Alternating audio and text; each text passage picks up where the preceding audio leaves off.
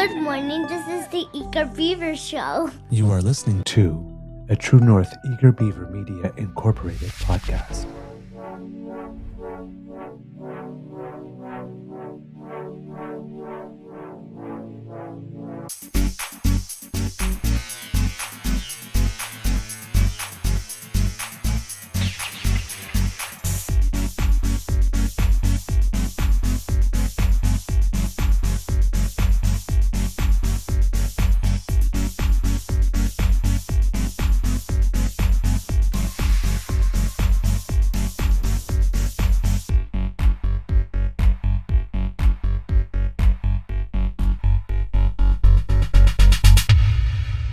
The True North Eager Beaver podcasts are proudly brought to you by our founding sponsors, the Miss V Mysteries from Corvid Moon Publishing, your source for science fiction, fantasy, and cozy mysteries featuring a broad diversity of characters.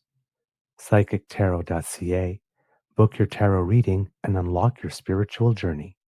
And the Pepper Master, hot pepper sauces made from farm-fresh ingredients to thrill your taste buds and expand your mind.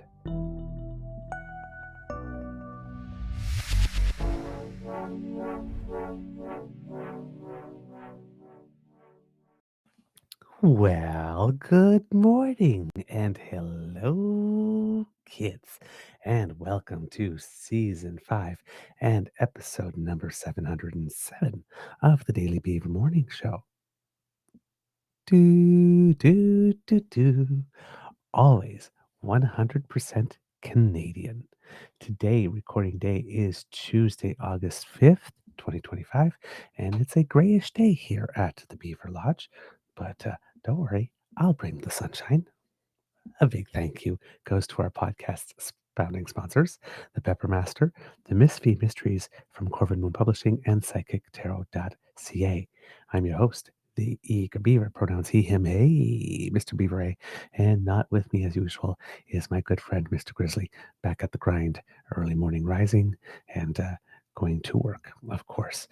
But we will have him later in the week for you on the show as well. He'll be here on Friday to help bookend the week as we had a couple of pre-records because yours truly is going to take a couple of days vacation. That haven't taken much vacation since we started this. So yeah, I'm going to treat myself to a couple of days. How's your mental health doing, kids and cubs? Mine's doing well. Got more sleep last night. I actually went out to the garden and cut myself a couple bit of lavender and put it under the pillow.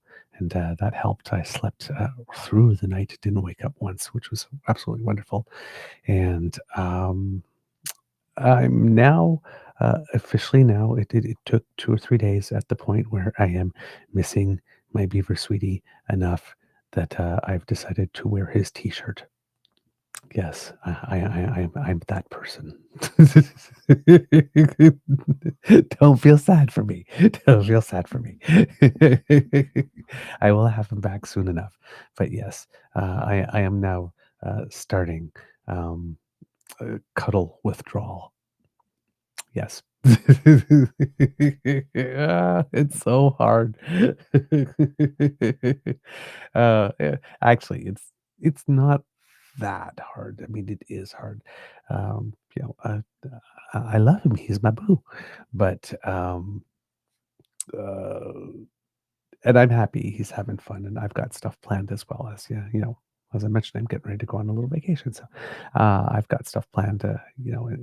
It's an opportunity to do other things, but I do miss my daily dose of cuddles. I have to admit, but we talk to each other. We're in contact pretty much every day, so it's not like we're incommunicado or anything. But yeah, he's doing well and having wonderful time with family right now, and that's the good thing. All right, kids and cubs. Oh boy. Oh yes. Let's do the magic monitor. Let's see who's here with us today. We have Kit Kat W saying good morning. Kit Elaine here. Kit Uncover the News as well as with us.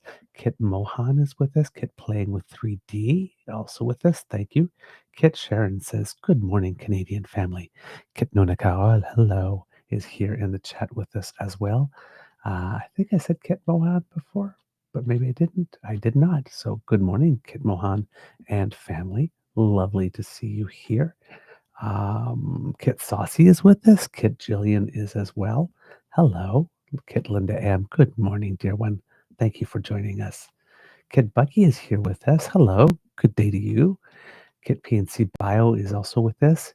Kit Hyper T 007 with Buen Dia Gente. And I'm going to say hello to you as well. Buen dia to you and the whole family. And who else do we have with us? Kit Grace is here saying, Good morning, everyone. Just made it. And Kit Frank is also here. Hello, dear one. Hope you are doing well. Who else do we have in the chat with us? Keep going down the list. I believe that's everyone, unless, nope. Okay, nobody's sliding across the plate at the last moment. More people than yesterday. Of course, yesterday was a holiday in many parts of Canada. So if you had the day off and a long weekend, I hope that you had made the most of it. Given that we don't have that many of them and it is summertime, hopefully you had pleasant weather and you had some time with family or friends or to um, follow a pursuit that brings you joy that normally you don't have time for, but you had an extra day and that you were able to do something fabulous with the day.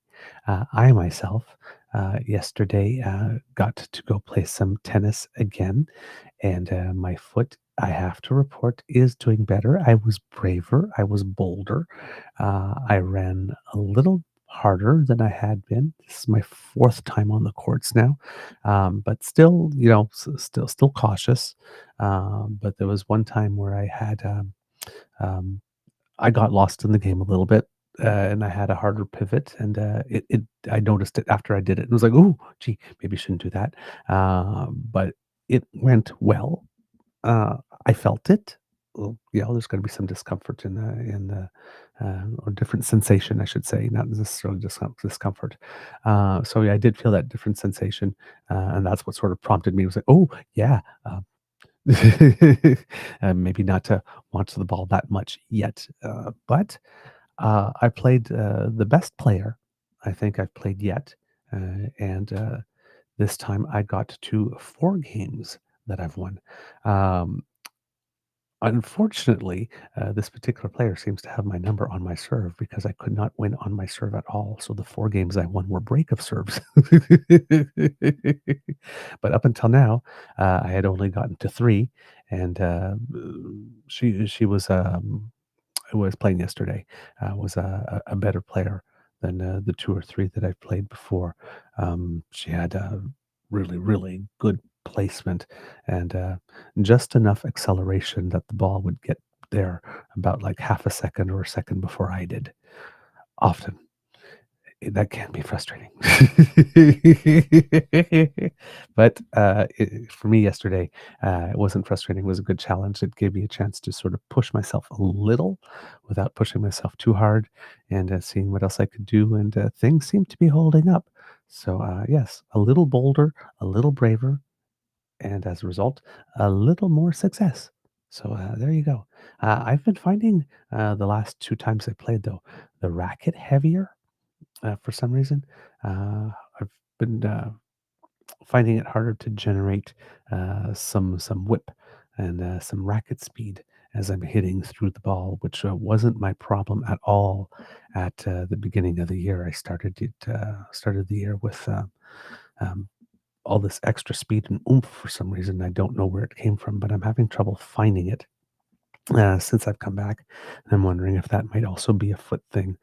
Just um, not able to push off my back foot enough when I'm making a hit to get enough whip on the ball.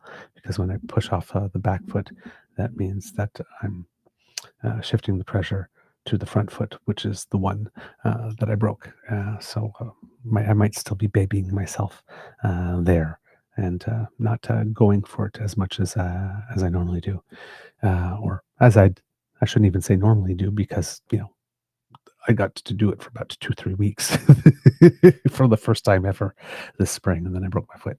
But that thing that I had acquired is not yet back.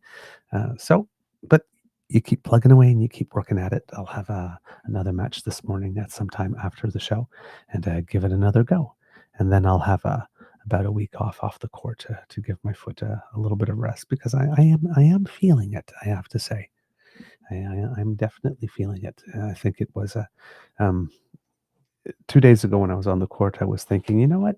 Maybe I could have gone to Romania. And after playing yesterday, pushing it a little, it's like, yeah, no, I could not. My physiotherapist was indeed correct. I would not have been able to do all that walking, and certainly, definitely would not have been able to do the mountain. Mm.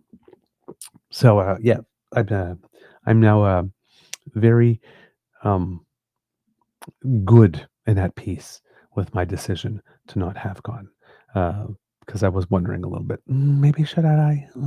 Maybe I could have pushed it a bit. I am someone who pushes himself. Again, I try to do it within reason, um, but I'm an impatient optimist. So, although I'm sure my physiotherapist would have liked that I wait a little longer before I get on the court in an ideal world, uh, I am doing it the right way for someone who's going a little early. But I just couldn't wait. But for the impatient optimist in me, knowing, I was really hoping to be able to go on the trip, and was doing the physiotherapy, pretty fanatically, hoping that I would do it. And having done it fanatically has indeed enabled me to return to the court a little earlier, and at least to play a bit. But the, the road was too long to get to the point where I'd be able to handle what we had planned in Romania. So that how my foot feels this morning, it felt a bit yesterday night. Like I said, just sort of like, okay, made the right decision. I feel good with that now. I'm not wondering, maybe I could have, and so that frees you up a little bit mentally as well for other things, and will definitely allow me to enjoy the activities that I've planned for myself over the course of the month, mainly to keep myself busy, so I don't get too lonely. But that's okay. I have wonderful friends that are also made themselves available and are willing to spend time and do activities. So overall, things your beaver will be fine. It's just that when my beaver sweetie gets home, though, he better not have anything planned for a few hours, because it's going to be a snuggle fest. Yeah. All right, kids and cubs. Thank you so much for all joining in today. We have some it's been slower news days. Interesting, at least for us in Canada. I would, I actually went to the CBC Politics website, and I'm on the CBC YouTube, and the number of new videos and the number of new articles coming in has been a trickle, actually, over the past little bit. Sometimes I was wondering if I would have enough for a full show, but of course, your intrepid beaver keeps digging and finds the stories in order to be able to curate to bring to you. But a couple of times over the last little bit, I've been here at the Beaver Lodge trying to figure out, like, what do I even title this episode? There's like, I've got like a couple things here and there, and they're so disjointed, but I don't really have a theme. And then eventually something emerges. But it's been harder. Now, I'm not going to complain, because, as you know, there was a time not that long ago where I was begging for slower news days.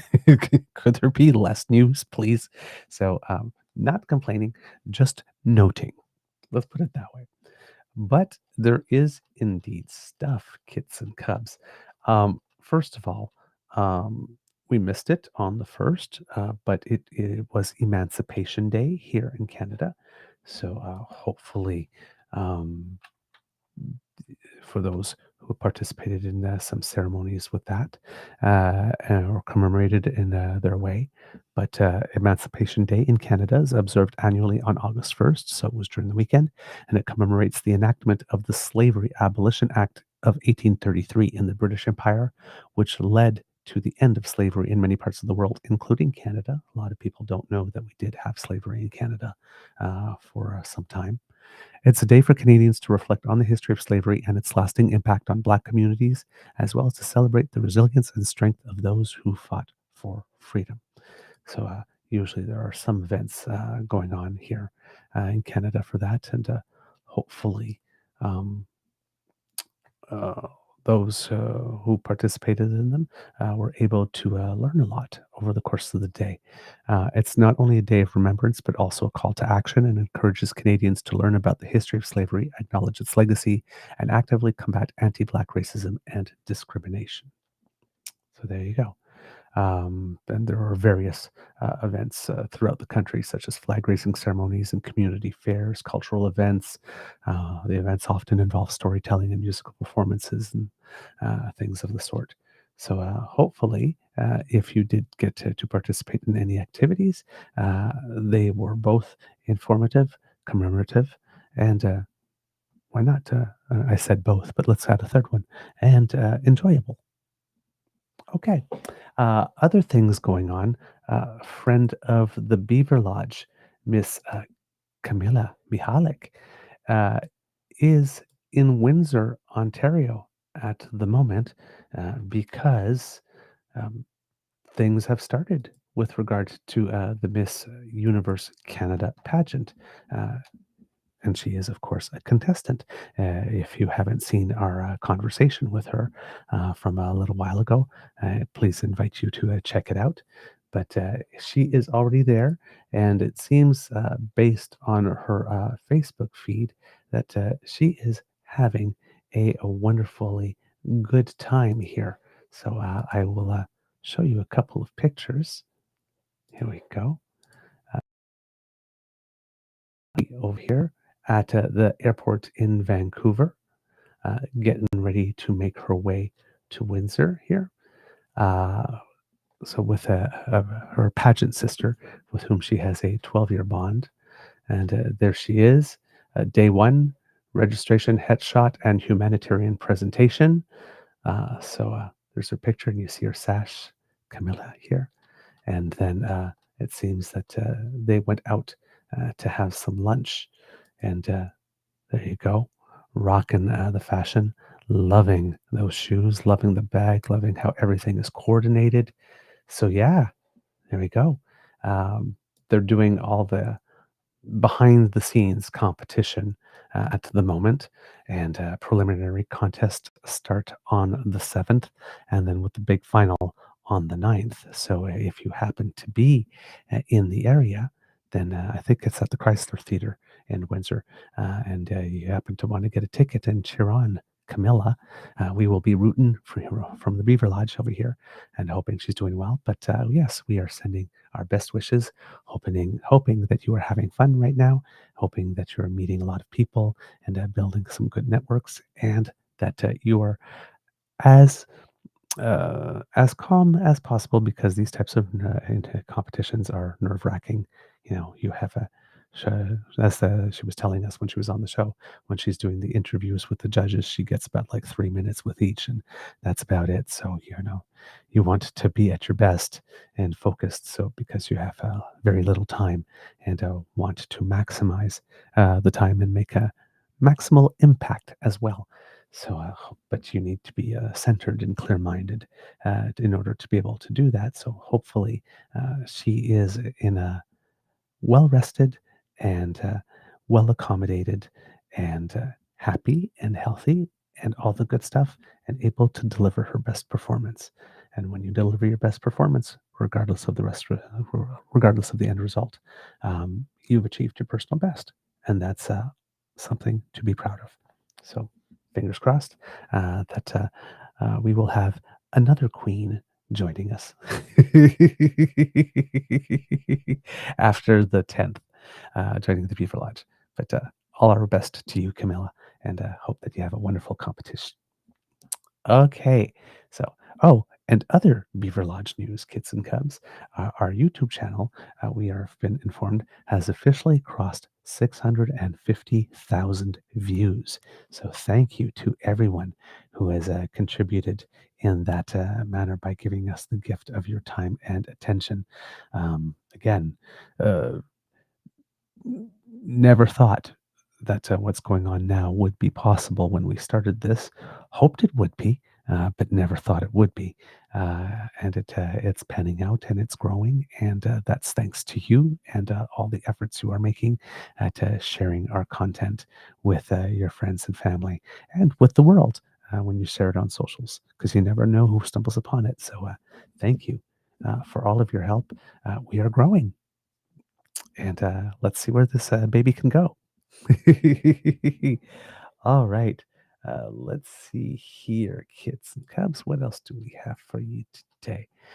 Over the course of the weekend, the Prime Minister has been spending time in British Columbia. As you saw on our show yesterday, he did make a stop in at Vancouver Pride. It seems it was a surprise stop. It's something that wasn't actually planned or on the schedule. So that's kind of cool. And he was there, of course, uh, to meet with the Premier of British Columbia, Mr. David Eby, because they have some things to discuss, of course. Softwood lumber being one of the major things, as there are increases in the tariffs there, and BC is particularly affected by it.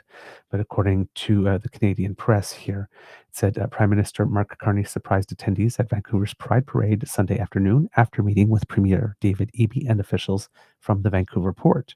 Carney met with Vancouver Fraser Port Authority President and CEO Peter Jota and DP World Canada Chief Operating Officer Joel Werner in the morning, briefly appearing at a photo op with the two executives after pacing the port facility as a large container ship loomed above. The Prime Minister was then scheduled for a meeting with BC Premier David Eby that was closed to media as the province grapples with U.S. tariffs and renewed animosity in the long-running softwood lumber dispute. Then, of course, he surprised attendees at the Vancouver Pride Parade, marching for about a kilometer along the route beginning outside BC Place Stadium. He says that Pride represents the essence of Canada, celebrating diversity in a very positive way.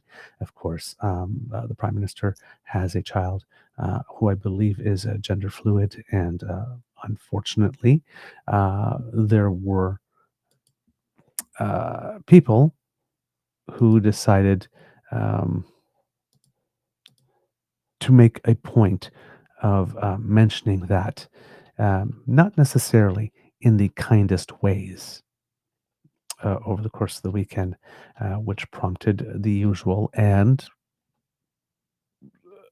uh, this is not me complaining about it, but the usual set of responses online stating, leave the kids out of this.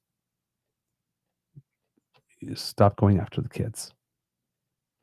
And again, it's something I believe in as well, unless the kids are, like Trump kids, directly involved in the administration. Um, there's no need to bring any politicians' kids into it at all. But yes, some people did that. I think that's the weird thing about, not the weird thing, not the weird thing, like there's just one. Uh, but the things about social media, there used to be a time um, where people, if they didn't agree with that lifestyle, um, you know, that's pretty much all they would say. I don't agree with your lifestyle. Not that it's a lifestyle, um, but I don't agree with your lifestyle, and that was it. But now uh, now people are like, because of social media, and you can have direct contact with people.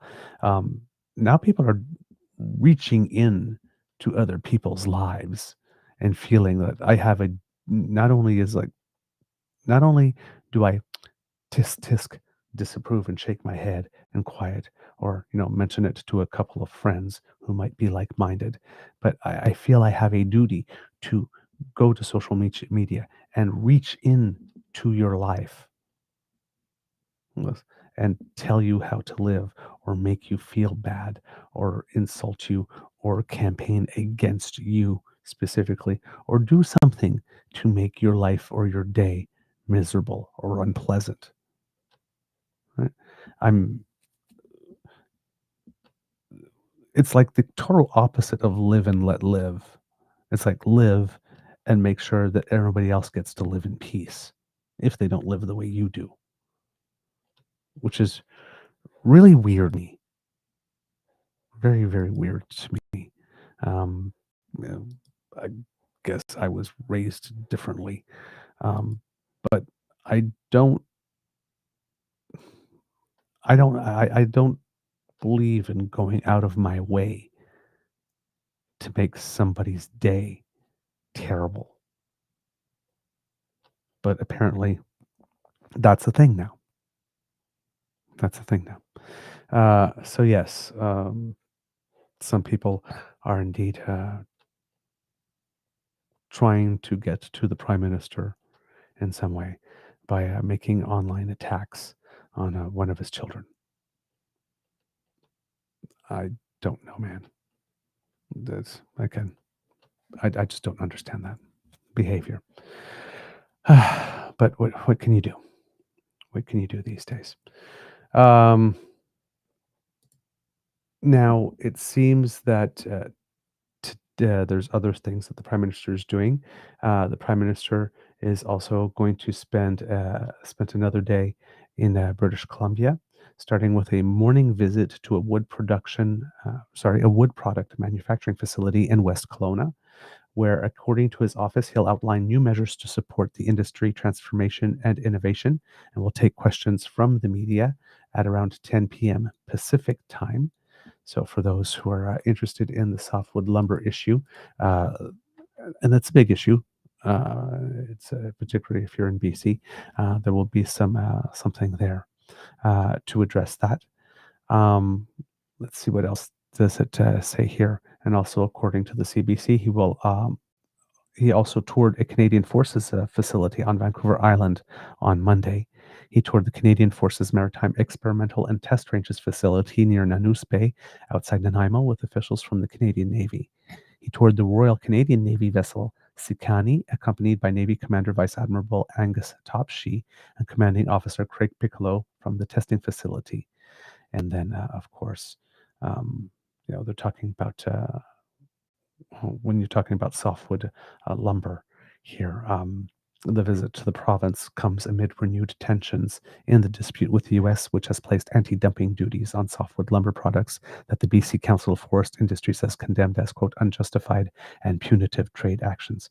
So this one is not tariffs specifically, but anti dumping duties. I mean, at the end of the day, they're all extra fees and extra costs, right?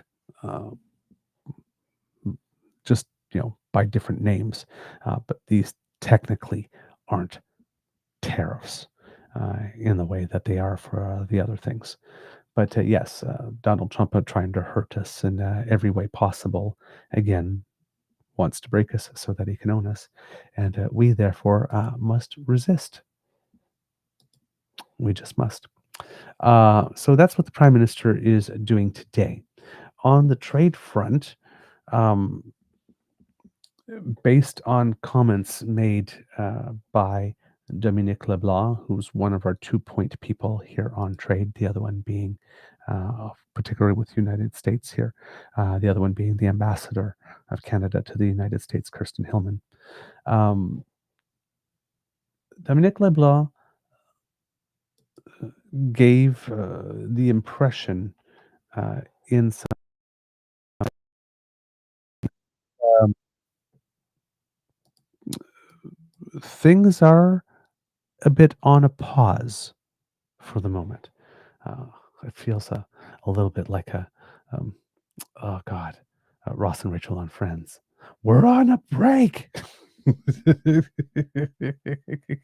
And it seems that while we are on a break, we are talking to other people.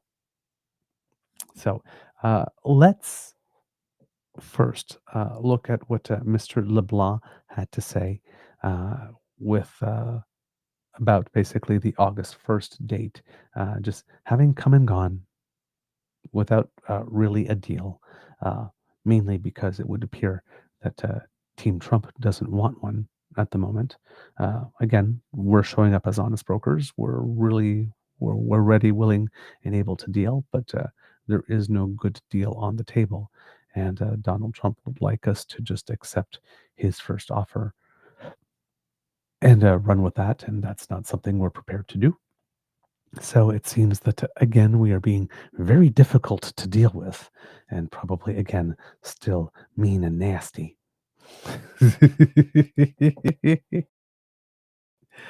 Oh, well. And let's see here what Mr. LeBlanc has had to say um, with regard to the status of the trade discussions with the United States at the moment. Next week, I'll be in Ottawa participating with the Prime Minister in consultations, for example, with Métis Nations around getting major projects done quickly. Our focus is going to turn to what we need to do to ensure that key sectors of the Canadian economy, steel, aluminum, automobiles, lumber, are able to go through this difficult period with these sectoral tariffs applying as they do around the world. We're going to focus on what's necessary to support those businesses and focus on the things we need to do to build one Canadian economy and get major nation-building projects done quickly. What seems to be the sticking point in the negotiations? But not one economic relationship with the United States is like another. So you see different countries conclude agreements with different levels of specificity because their conversations are different than all the other countries. So Canada has one of the most integrated economic relationships with the United States. That's why the sectoral tariffs are necessarily so difficult for us, but the Government of Canada will do what we have to do to support those industries. My conversations with Secretary Lutnick have been constructive. We've learned a lot this week again of what the Americans are concerned about and where the opportunity might be at the right moment to get the best deal for Canadian workers and Canadian businesses. We've said many times, the Prime Minister's repeated it, that we're not going to accept any deal because of an arbitrary timeline that the Americans set. We're going to do the work that's necessary to get the best deal for the country. If yesterday afternoon that deal wasn't clearly on the table, then we'll continue to talk to the Americans. I agreed with Secretary Lutnick that we'd talk on the phone next week and figure out a chance to get together again later in August. But in the meantime, we have important work to do at home, building the resiliency of the Canadian economy.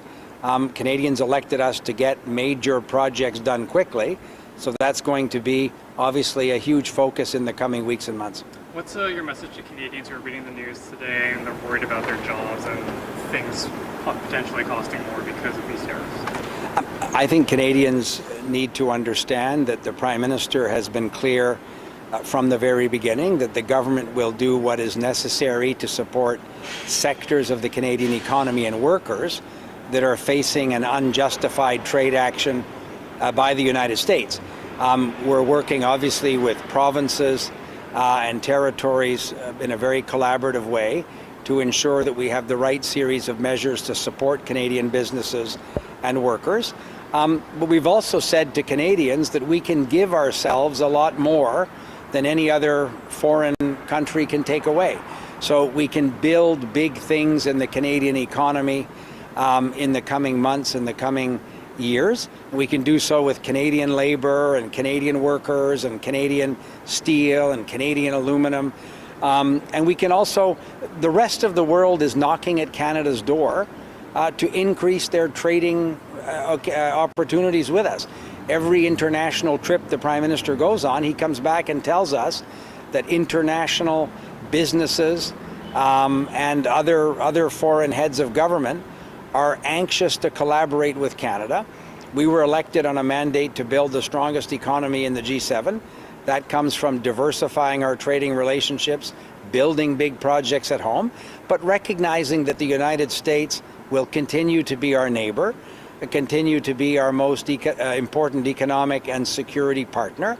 So we need to walk and chew gum at the same time. We need to be able to have constructive conversations with them, do what's necessary in the best interest of the Canadian economy, but be less dependent and more resilient on our own. Do you know when you're coming back to Washington? I would expect I'll be back later in August. As I say, I would expect to talk to Howard Lutnick next week. He and I agreed that we'd get together in the coming weeks. I know Ambassador Hillman is continuing to talk to counterparts in the American administration and on Capitol Hill. So the doors aren't closed, the doors are open, the conversations are ongoing, and we'll do the work necessary to get the right deal for Canadians, not simply any deal. There you have it, kids and cubs. So status on where things are at the moment. As you can tell here, you have to read between the lines here, but we'll be talking later in the month. I suppose we'll be meeting at some time later. Right now, we have these things to do in the meantime. So yeah, there's probably not much going on but the rent at the moment.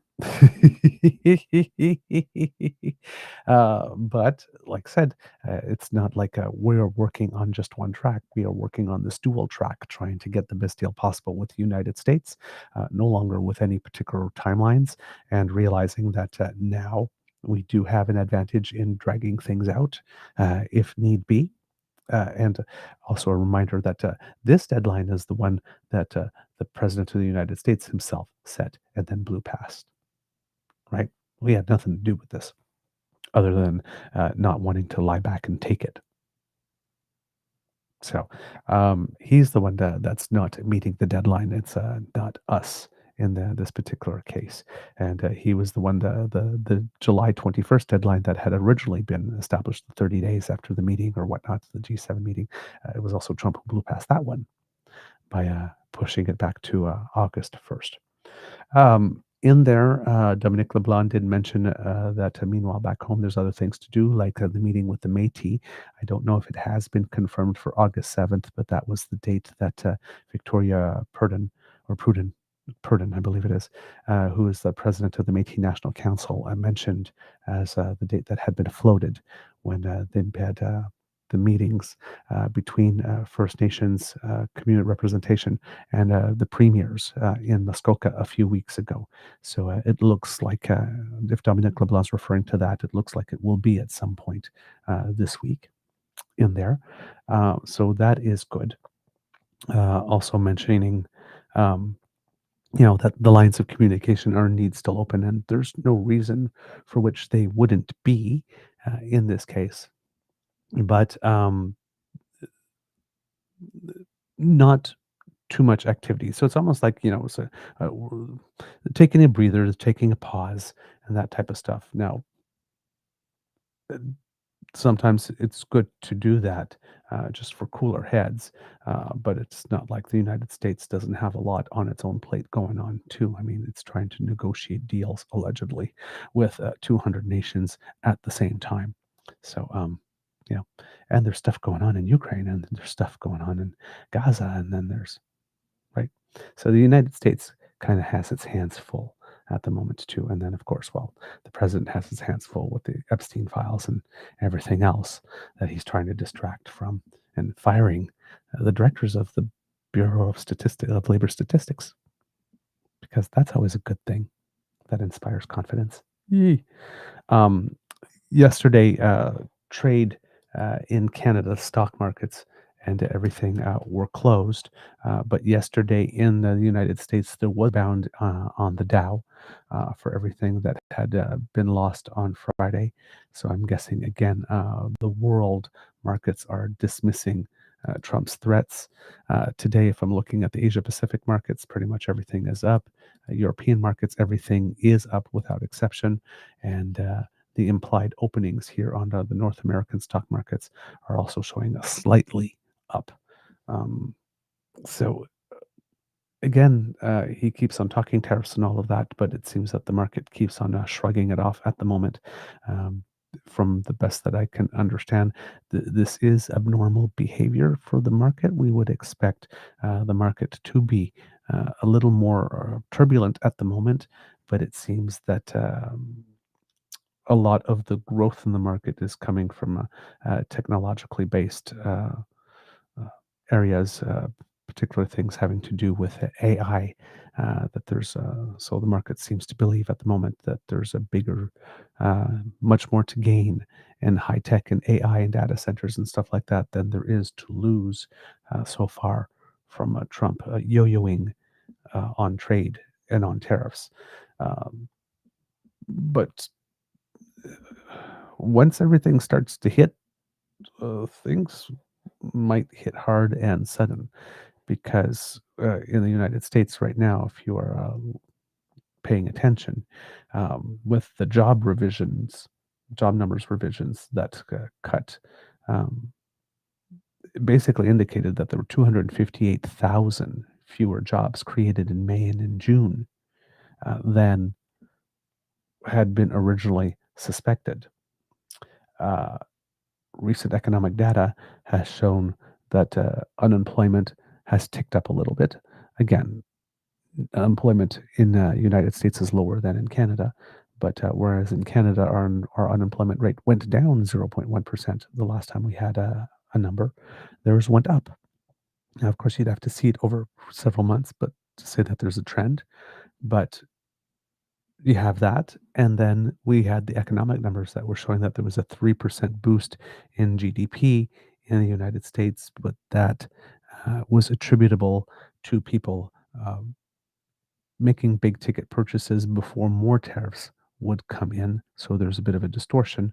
And if you look at both quarters together, growth for the first half of the year is at 1.2%, which is right, not great. It's not high level growth. So you have basically rising unemployment a little bit, not enough to say it's a trend, but rising unemployment, slow economic growth, and rising inflation. The most recent inflation numbers in the United States show that inflation was rising, and it's the target is about 2%, and the United States is closing in on 3 here. Again, rising inflation,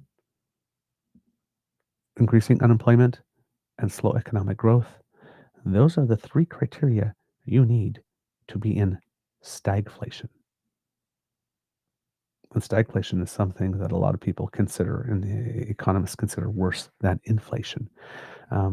Ironically, uh, the low job numbers that caused Donald Trump to fire the director of the Bureau of, I keep on saying it wrong, Bureau of Labor Statistics, I think it's BLS, might help him to get those lower interest rates he wants, for which he was threatening to fire Jerome Powell.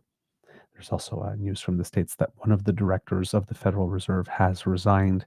A lot of people are looking to make big hay of this, but it turns out that one shouldn't because this director's term was over at the end of the year anyway.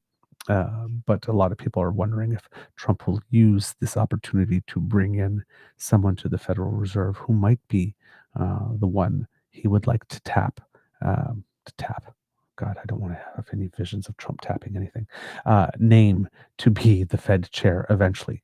I know that there's one of the directors that already on one of the members on the board that Trump already had his eye on because there were 2 who had dissented with the Jerome Powell's decision to not cut interest rates last time around. That was on July 30th. So the Fed wasn't cutting interest rates partially because the employment numbers were so good.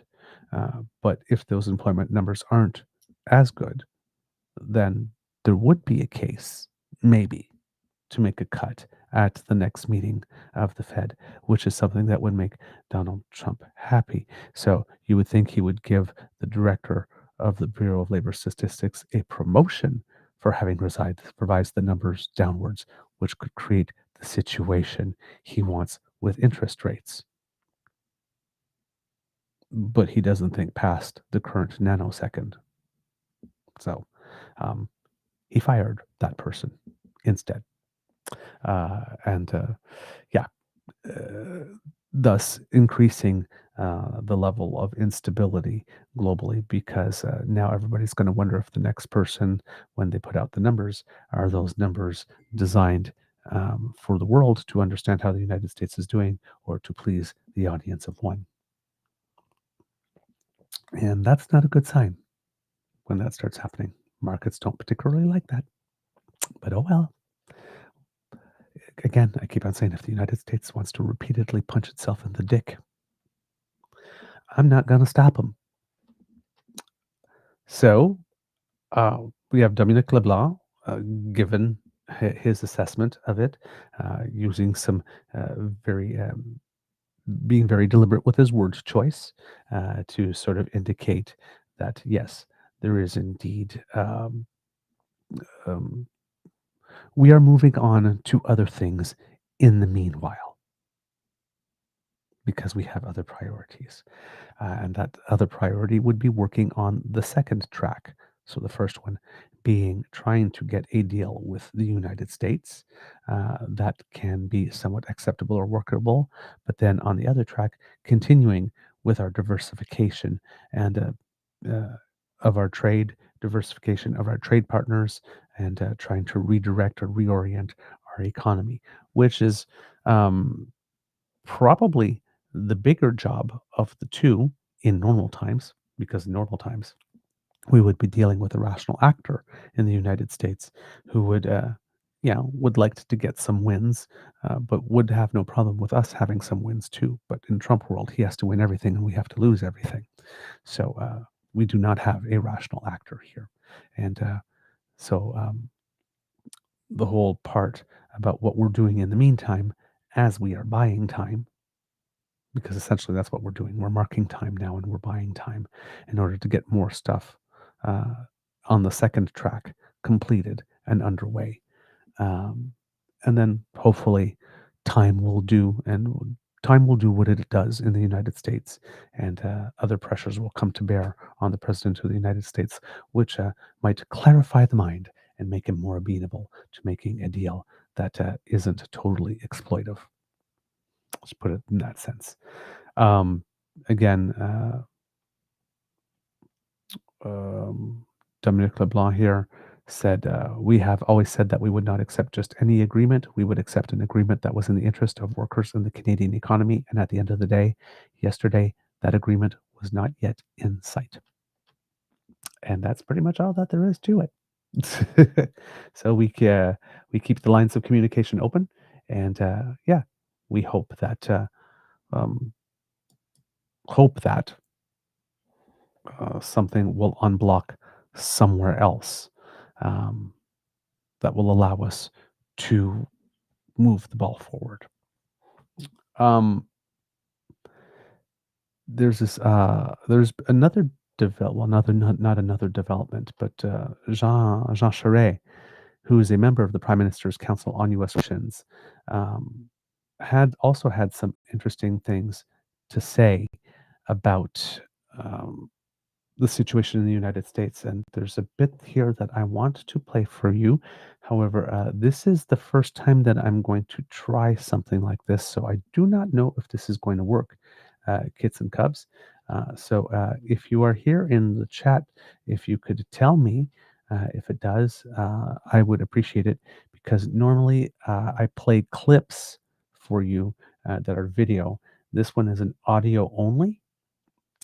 So I'm hoping that the sound will go through, but I've never tried this. So if you will bear with me for a second here, kids and cubs, I do need to load it up, and hopefully won't blast your ears with sound. So you might actually hear a sound that I'm not intending to play here for a second, and I apologize for that as I find it. We go. I knew that something like that would happen. All right, kids and cubs. Then I will try to find the spot where Mr. Charest is making this comment. But yeah, it was a very interesting take on something here. I've got it for you. And let's listen to this. Hopefully, kits and cubs, you will hear it. Let me know if you do. All right. Decided to not move on reducing interest rates, which are much higher than they are in Canada. So this story is far from being over. Meanwhile, of course, many are calling for Canada to hit back. We heard from Doug Ford on that. Yesterday, I spoke with Lana Payne, head of Unifor, Canada's largest private sector union. Here's part of what she had to say.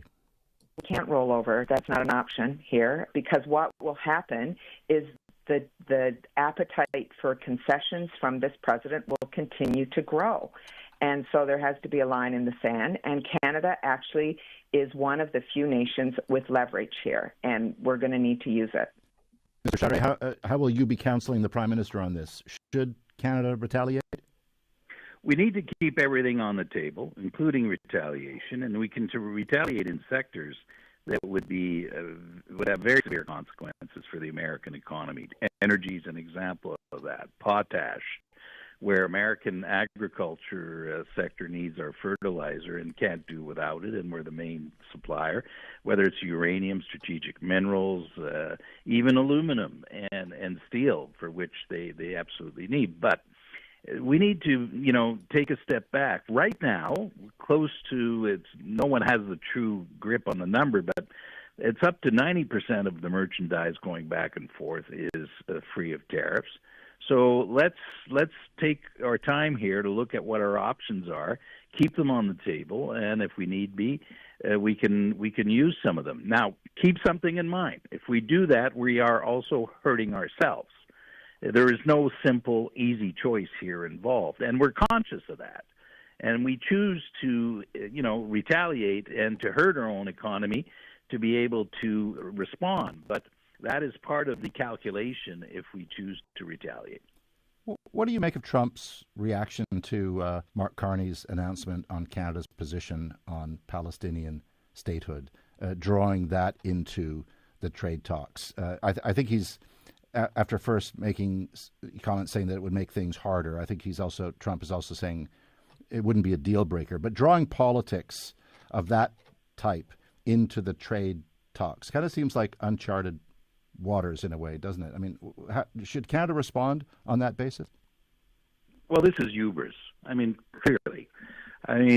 We're talking about trade. He's introduced another issue. By the way, just to be fully, nuanced on this issue, Canada does consult with its allies on these matters, France, Great Britain, and the United States. And yes, we do care about what our allies think on this matter.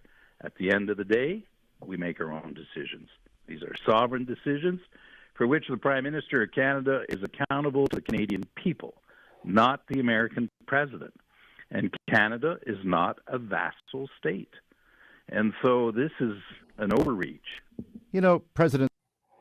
So, Jean Charest, not mincing words at all here.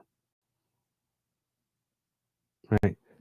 Definite overreach on the part of the United States, and particularly with, wanting to bring other issues in, like the Palestinian issue and the fact that we have a sovereign and a distinct foreign policy of our own, not liking that, which is very similar to what he's doing in Brazil as well. And I've noticed some comments here and in the chat today, kids are talking about Brazil as well and what's going on. But as we mentioned on the show previously, the 50% tariffs on Brazil, mostly because the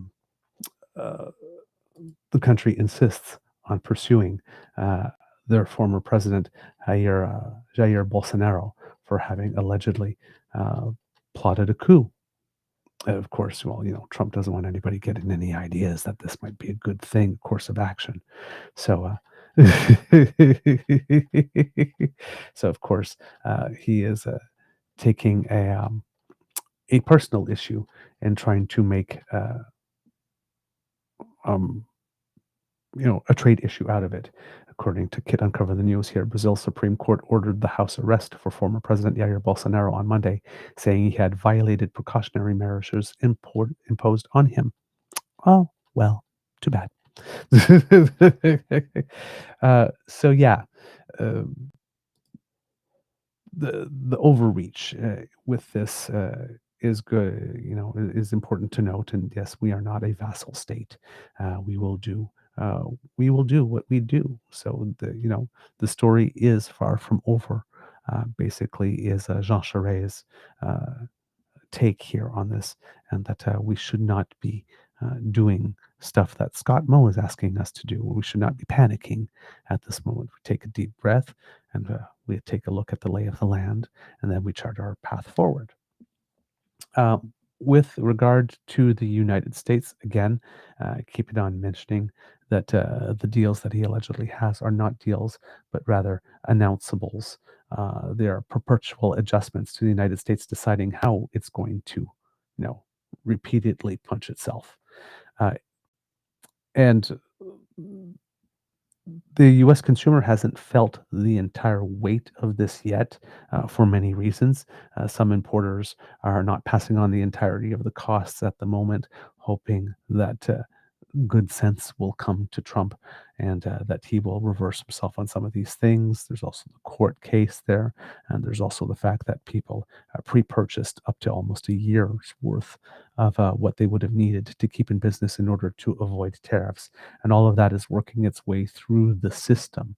But when people are talking about the importers not passing on the entire cost at the moment, that does have a cost in that if profits are lower, then uh, planning for hiring gets affected. Planning for growth and investment gets affected. Planning for future investment in research and development becomes affected. And these are all things that maybe don't affect don't show up in the economy immediately, but they do down the road, right? Everything is a trade-off, right? The money you don't take in now, or you choose not to take in now, hoping that this flows over, is money you don't have available to do other things with later on. So some of these things are still time delayed when they will show up in the United States. They won't be able to increase salaries as much.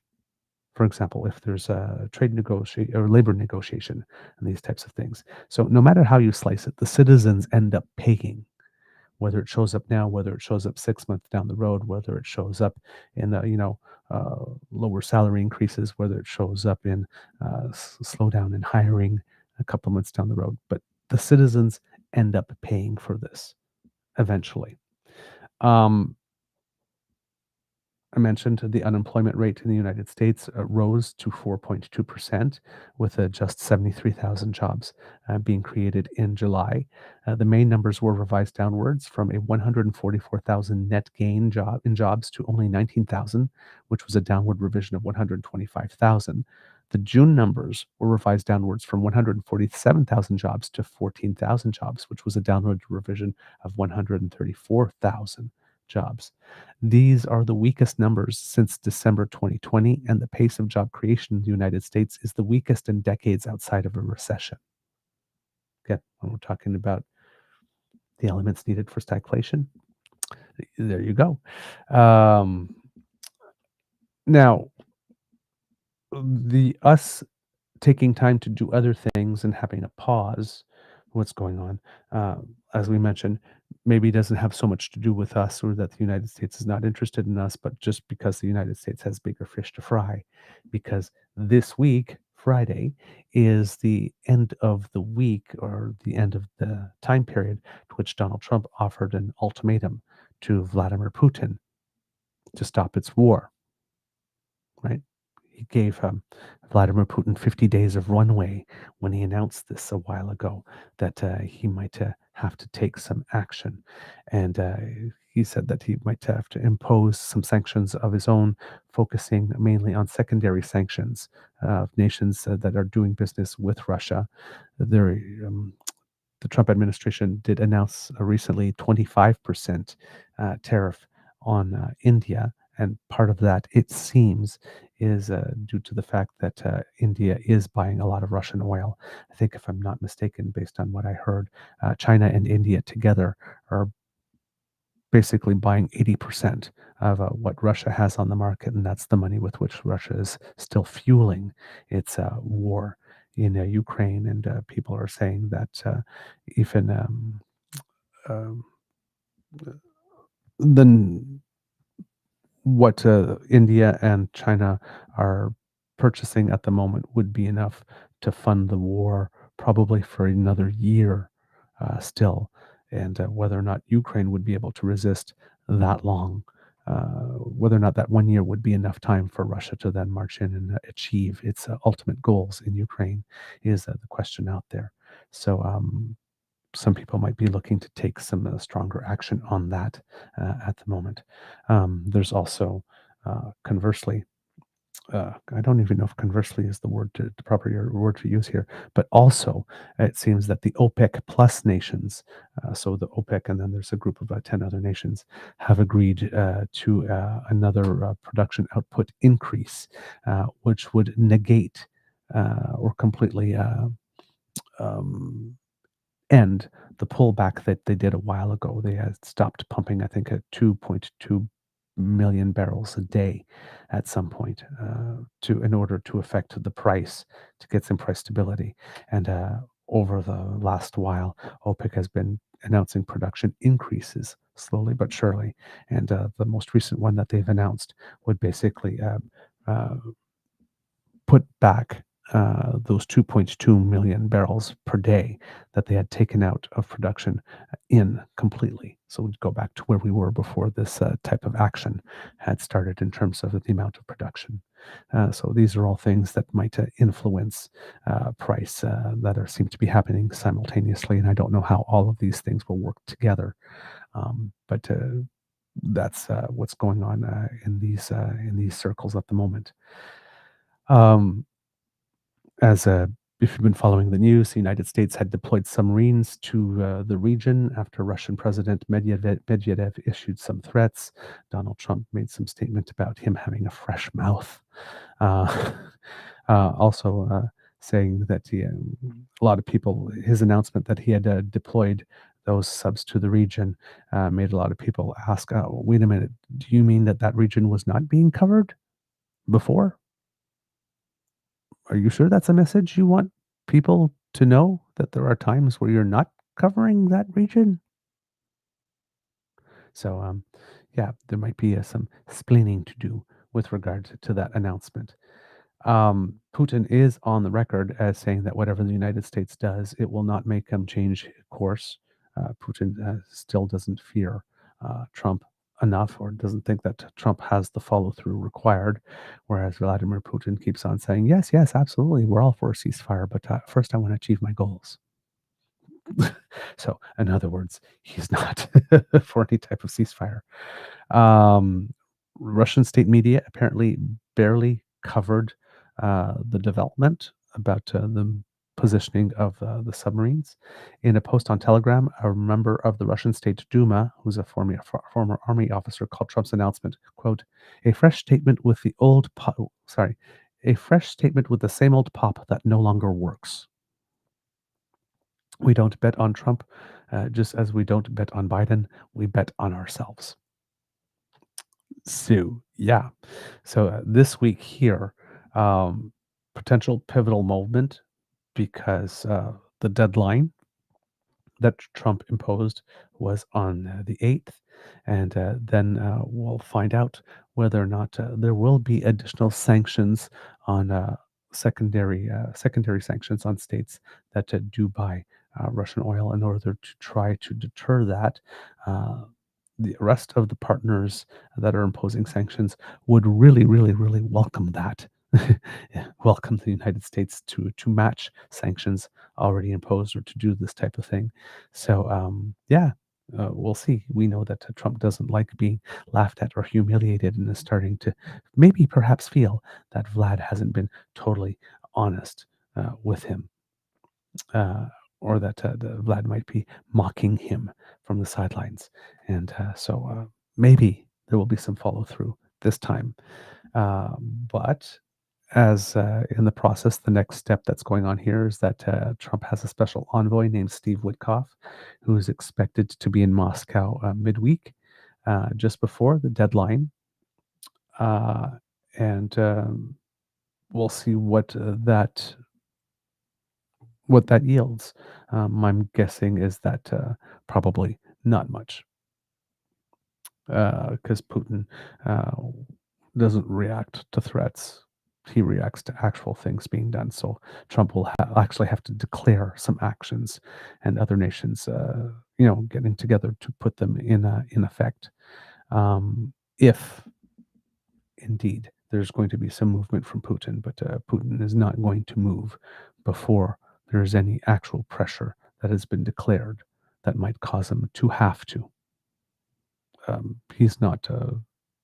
The threats alone are not enough to move him. That's been pretty well established. On our end, however, we've got stuff to do. And it seems that we are moving forward, shoring up relations with other nations. And on the menu or on the agenda at the moment is Mexico. So right now we're saying, see y'all later, or see y'all soon, United States, and then turning our heads and going, Hola, Mexico. Looking good. So it seems that Finance Minister François-Philippe Champagne confirmed that he and Foreign Affairs Minister Anita Anand will be traveling to Mexico City in an effort to strengthen Canada's trade ties with Mexico. The ministers are expected to return to Canada on Thursday, so it'll be a 2-day meeting, according to 2 senior Canadian government sources. José Díaz Briceño, a correspondent for Reforma, says he predicts parties will engage in general dialogue about trade issues, including diversification and addressing irritants to the Canadian-Mexican relationship. When he was making the commentary, he also noted, and I had missed this at first, so I'm glad he did, that Minister Leblanc and Ambassador Hillman are not going. And that's important because those are the 2 people that Team Canada has appointed as their official point persons on trade with the United States. We are sending the finance minister and the minister of foreign affairs. So these talks are probably going to be a little bit broader than just trade and just the CUSMA deal or NAFTA 2. But there will be talks held specifically with President Claudia Sheinbaum and other officials. So, and it seems that this is indeed with the goal to lay the work for a more formal meeting between the Prime Minister of Canada and the President of Mexico, though he had invited her to the G7 and they have met and started to establish a relationship prior to this. But it seems that indeed we are looking at shoring up our relationship with Mexico, which we should. Of course, we've had the announcement, I think it was last week or the week before, of the trade corridor, direct trade corridor between United States and Mexico that bypasses the United States. So a corridor by air and by sea. That would allow us to trade directly to Mexico and not send our goods through the United States, thus removing all that business from the United States. And I think that the whole corridor can have about 120 billion, is estimated at being able to generate $120 billion worth of business there. At the moment, we have to remember that Mexico is a very very quickly growing economy. At the moment, Canada is the 10th or the 11th largest economy in the world. It won't be long before Mexico is a bigger economy than ours. Again, population alone makes it to there are 200 million people in Mexico and only 42 million of us here, right? So Mexico eventually will become a larger economy than ours, but we only do about $56 billion in annual trade. So there's more that we can do there, right? So it seems, again, it's one of those things where Canada has so many trade agreements with so many nations, but we haven't maximized it. So it would be an opportunity in order an opportunity for us to do that now, since we've already done the hard work of putting those trade agreements in place. Why not? We maximize what it is that we are doing with other nations in order to get as much benefit from it as possible. With regard to trade with Mexico here and these meetings, I believe that we have the Minister of Foreign Affairs here, François-Philippe Champagne, offering us a few words as to what it is. What he had to say. We've been saying that we want to engage further with Mexico, a strategic partner. Very important as well in the context of the USMCA, Canada and Mexico share a lot. We want to diversify market. We want to look at exports. We want to look at how we can do more together. So the ministers are expected to be in Mexico City for the next 2 days. Well, they'll be taking part in meetings. As I say, sources are telling CBC News that this could be laying the groundwork for a meeting between Prime Minister Mark Carney and the Mexican president. Carney, of course, has met with President Sheinbaum before at the G7, spoken to her many times as well. So again, this is all about trying to lay more groundwork between these two trading partners who are trying to deal with a very unpredictable senior partner, if you will, in the United States, as they're both trying to navigate really the unpredictability of Donald Trump and his trade policies. So that was Tom Perry of CBC News there. He delivering the report. And then François-Philippe Champagne repeating some of the things that I said here. But François-Philippe Champagne making note of the importance here of dealing with Mexico. And according to the Trade Commissioner Service, Canada currently has 15 free trade agreements in force.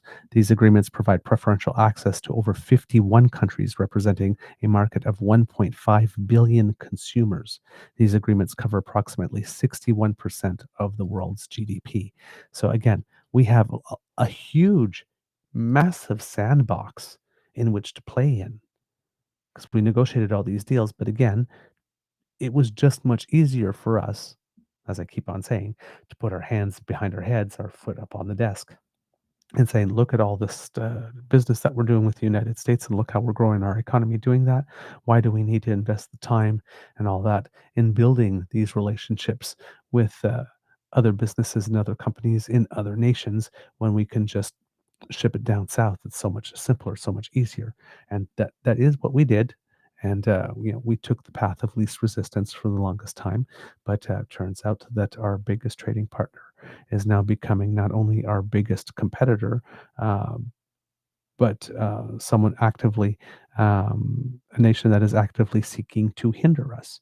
So we do have to now do that harder work of establishing these relationships with other nations across the globe.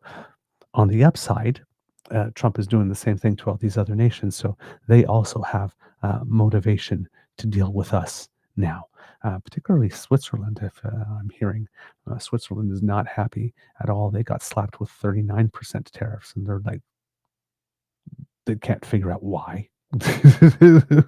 Why they've been singled out by some special treatment, and apparently they are sending a delegation there. But apparently some media are reporting that there is some panic there. I'm not sure how accurate that is, or whether or not that's the overall sentiment, or whether or not it's just the sentiment from certain quarters. But panic is definitely not going to be helpful in this case. In Canada, we are showing the keep calm and carry on model. Of course, our relationship with the United States is also very different. We have more leverage with the United States than Switzerland has, of course, because just by the size of our trade relationship and how we can have impact over there, even though we don't have as much leverage with the United States as it does with us.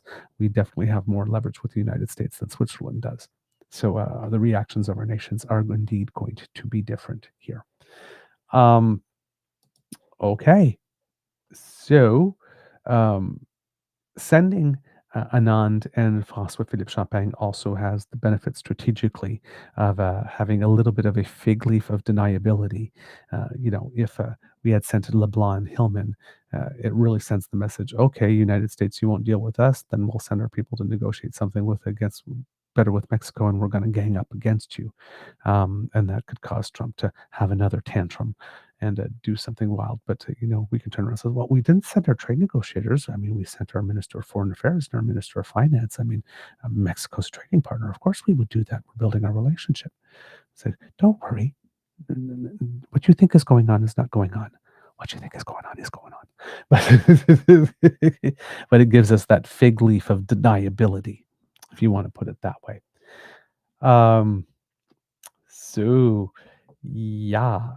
We are dealing with Mexico here. According to there was a media advisory issued by the federal government as well, government of Canada, and says that they're set to arrive in the capital today, whereas, quote, as part of an ongoing efforts to deepen bilateral cooperation and advance shared economic interests. They'll meet with their respective counterparts, as well as a, quote, large group of Canadian and Mexican business leaders, including key players supporting North America's integrated economy, trade infrastructure, and supply chains. And again, as we mentioned on the itinerary, a closed-door chat with Mexican President Claudia Sheinbaum, and as per the advisory, will, quote, serve to strengthen bilateral dialogue in anticipation of an upcoming visit to Mexico. So on the news report that we just saw, we're talking about potential, or maybe this was to lay the groundwork. It has actually been confirmed that the purpose of this is to set up such a meeting. In that interview with Radio Canada, Minister Champagne also took care to frame the meeting as complementary to what we've been saying, that we need to engage with strategic partners around the world, and not in addition to, and not in lieu of, which again might be for consumption by Donald Trump. No, we're not leaving you behind. We're just also doing this. Yeah, that's it. That's the ticket. That's the ticket. You're still important, but we're also doing this. Yeah, that's it. I think we're getting to the point, kits and cubs here, where we might be signaling rather clearly that to Trump and the administration, girl, we are over you. We are really over you, and we are over this, whatever it is that you're trying to do here. So you keep doing what you do, and we're gonna do ourselves here. According to Benjamin Lopez Steven here, he's got a little more to say about the outreach to Mexico here, saying that. Let me see here if there's anything I haven't mentioned before. A source, one of the two sources, said that the trip was all about relationship building. That's a quote. And the two ministers expected the meeting with Sheinbaum would lay the groundwork for the future bilateral meeting, of course. Carney and Sheinbaum have spoken at least 4 times since the prime minister came into office. In June, the two met at the G7 Leaders Summit in Alberta. A news release posted on Carney's website said that he and Sheinbaum agreed to deepen bilateral collaboration at the ministerial level and looked forward to meeting again in Mexico in the coming months. So this might have something to do with that. Arturo Sarucan, a former ambassador of Mexico to the United States, told CBC News he thinks, quote, it's high time that the coordination between Mexican and Canadian government kicks off in earnest. Quote, there's really been very little engagement in terms of how we can both engage together vis-a-vis a common trade partner that is eviscerating all the rules of trade that have built this incredible success story of North American trade over the past 3 decades. So there we go as well. Trying to see there, of course, there's a little bit of divide and conquer going on with the United States by having given Mexico a 90-day reprieve on additional tariffs, and us raising ours from 25 to 35%. But then again, that probably has to do more with the leverage that we have, the different relationships between the nations.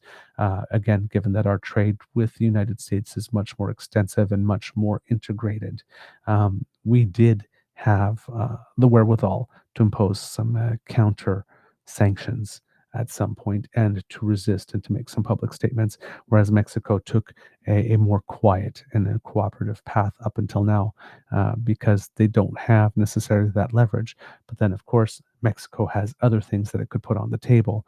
Like, for example, when Donald Trump talks about drugs and all that kind of stuff, they were able to make a deal at some point to surrender certain people to the United States or for extradition and that type of stuff that have to do with the drugs and cartels and whatnot, which we do not have, to put on the table. So Mexico has other cards to play that we don't, to give the United States the impression that it is willing to show up and collaborate and give Donald Trump a few wins in exchange for some certain things, given the difference in our border issues, for example, and in drugs crossing the border as well. So we're both playing our hands to the best of our ability, but yes, so far there hasn't been much talk between us.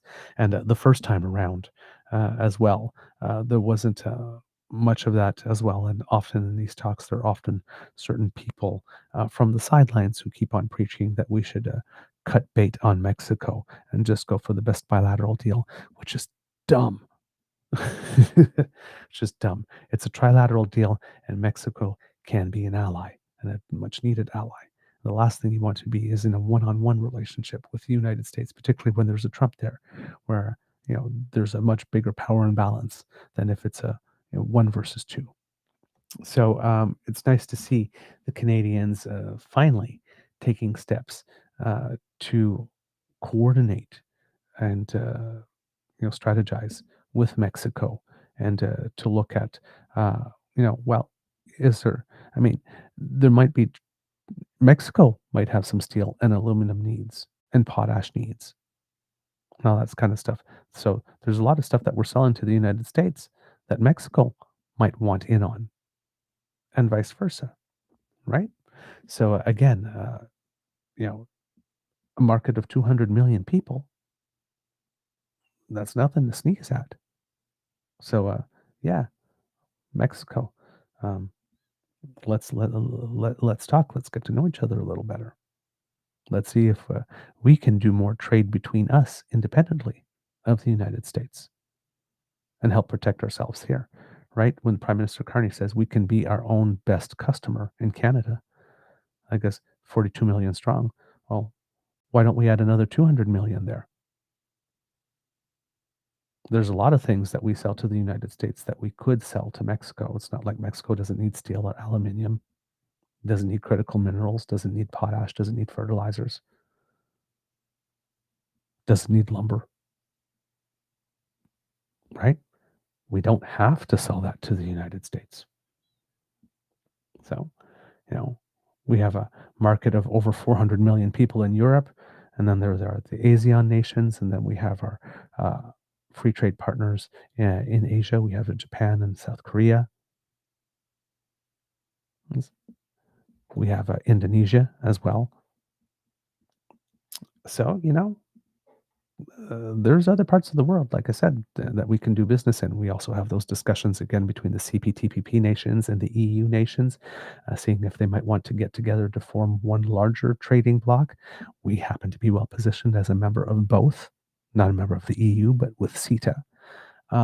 And on that front, actually, which has been very interesting, because we presented to you some polling data yesterday with regard to how Canada was feeling about the trade war with Mexico, and it was quite revealing, right?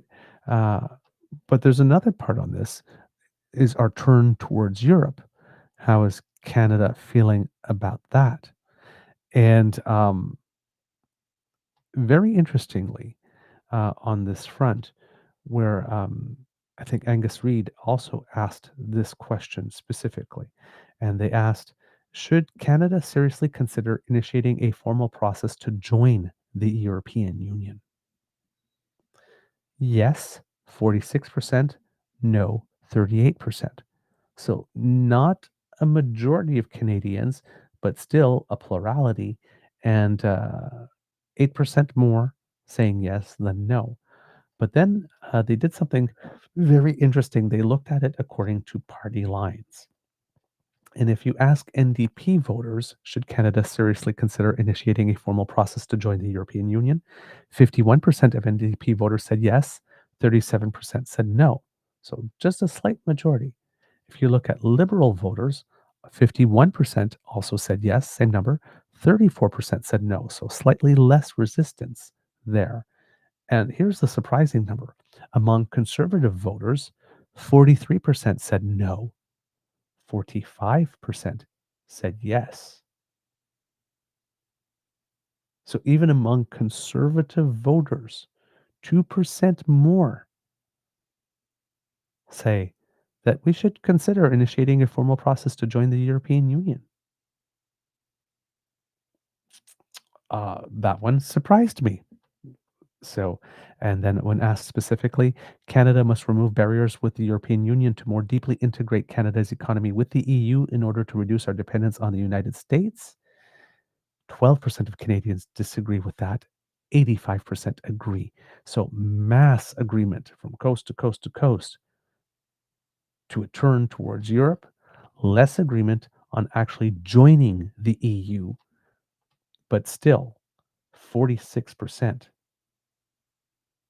say yes. And among Liberal and NDP voters, slightly over a majority, 51%, say yes.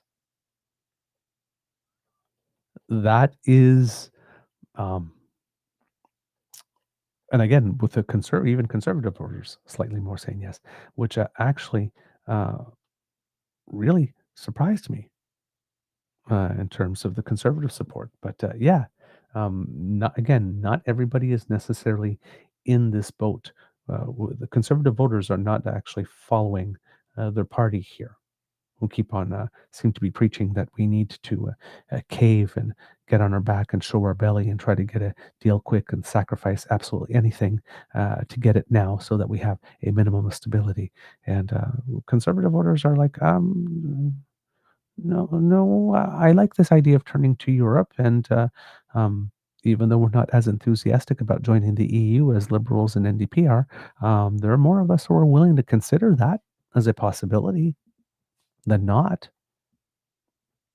So again, the Conservative Party is not lining up with where Canadians are here on this issue, which I thought was very interesting. There have been a couple of other changes as well going on in the United States. There's something that we've talked about with regard to China in the past, which is called the de minimis charge. And that was a rule in the United States that said if you were a business and you were shipping packages to the United States that had contents or values that was lower than $800, there would be no import duties or tariffs on that. And the United States was looking at reducing that or eliminating that for China for a while because businesses like Temu and stuff like that managed to do a lot of business in the United States tariff-free that way. Well, it seems that coming into effect later this month, that de minimis charge of $800 is going to be completely eliminated for everyone.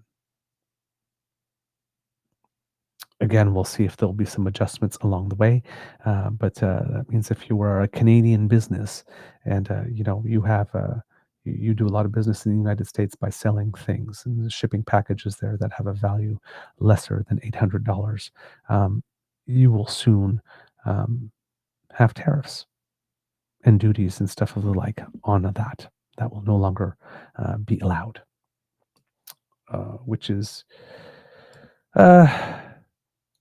pretty disappointing in that sense.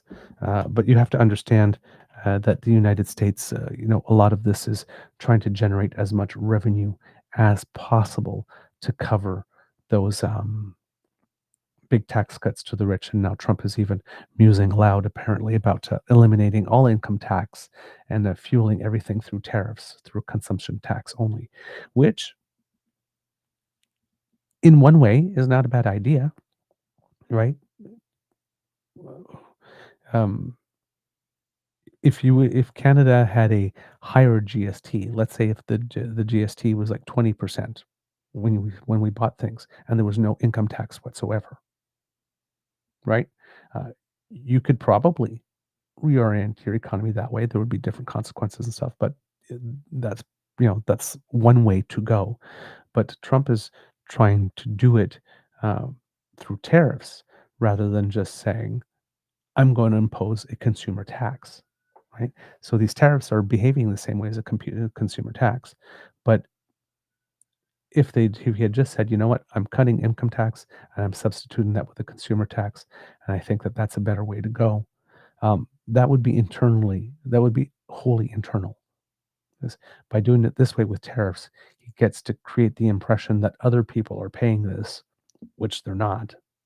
Because that the United States is raking in so much money because now it's being treated so much fairly and nobody's ripping us off, allegedly. Right? But what it is essentially the money is coming from American citizens, right? So it's a way, but he can turn around and say, well, I'm not imposing a consumer tax, right? These are tariffs against all these bad people who are doing us wrong. But essentially, had he just put on a 15% consumer tax across the board, sorry, we need to raise some money. There's now a sales tax, national sales tax. And there would be less global disruption, clearly, here. The other thing that is going on here at Kits and Cubs is while we are turning to the EU and we have the CPTPP nations and EU nations looking together, and Anita Anand has been out to talk to the ASEAN nations, there's another common market that we don't hear about a lot called Mercosur. I don't think I'm pronouncing that right. Mercosur, maybe. And that's that's the Southern Common Market. And it's a South American trade bloc established by the Treaty of Asunción in 1991 and the Protocol of Ouro Preto in 1994. Its full members are Argentina, I'm having trouble today, Argentina, Bolivia, Brazil, Paraguay, and Uruguay. Venezuela is a full member but has been suspended since December 1st, 2016. Chile, Colombia, Ecuador, Guyana, Panama, Peru, and Suriname are associate countries. And the way that Mark Carney has things organized right now is that Dominique Leblanc is the point person on trade in the cabinet for the United States only. But we do have a Minister of International Trade that is handling all the files except the United States at this moment. And that man is Maninder Sidhu. And according to a Canadian press article by Dylan Robertson, he is busy doing his own thing on the side as well.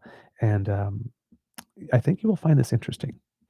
Ottawa's new trade minister says he's looking to sign deals in South America, Southeast Asia, Africa, and beyond, and to convince businesses to actually use the trade agreements Canada has already signed. As I mentioned before, right? Our 15 free trade agreements with covering 51 different countries. Quote, my primary role as Canada's top salesman is to be out there hustling, opening doors for businesses and accessing new markets, Maninder Sidhu told the Canadian press. My phone has been ringing with opportunities because people want to deal with reliable, stable trading partners. Prime Minister Mark Carney has asked Dominique Leblanc, as minister responsible for Canada-U.S. trade. Sidhu's job focuses on countries other than the U.S. Export Development Canada says Ottawa has 15 free trade agreements covering 51 countries, offering Canadian exporters preferential access to over 1.5 billion consumers. It's amazing how the articles I'm going to are mentioning things that I picked up and remembered after. But Sidhu said Canadian businesses could be doing a lot more to look beyond the U.S., particularly as Washington threatens and imposes a range of tariffs. Sidhu served 4 years as parliamentary secretary in roles reflecting all three branches of Global Affairs Canada: aid, trade, and diplomacy. The job saw him represent Canada in trade promotion events in Southeast Asia and security forums in the Caribbean. Sidhu worked as a customs broker before politics, a job that focuses on navigating red tape and tariffs to secure the best rate for trading goods. We probably couldn't have a person more qualified for this particular position than this guy at the moment. Sidhu said he plans to visit Brazil soon as the South American country seeks to revive trade talks that kicked off in 2018 between the Mercosur trade bloc and Canada. So that's what I was talking to you about. There are the Mercosur nations, that whole bloc. And you'll remember several episodes ago when we saw Jair Bolsonaro really not be impressed with Trump wanting to impose 50% tariffs because what was going on with Bolsonaro. So not Bolsonaro, so with going on with Bolsonaro, but President Lula da Silva is what I meant, the current president. Lula da Silva, with what's going on with Bolsonaro, had responded to what Trump did by imposing the tariffs, and essentially said that Trump wanted to be the emperor of the world, and that Brazil was not going to have it, that Brazil doesn't have all that much direct trade with the United States, and anything it gets from the United States, and that it sells to the United States, it can get from other places. So it's not going to affect them all that much, and has been standing up and actually to the United States, and actually on record in an interview with Christian Amanpour made it very clear that in Brazil, Donald Trump would be on trial for what it is that he did in the United States with regards to January 6th. Yeah, De Silva has no fucks to give.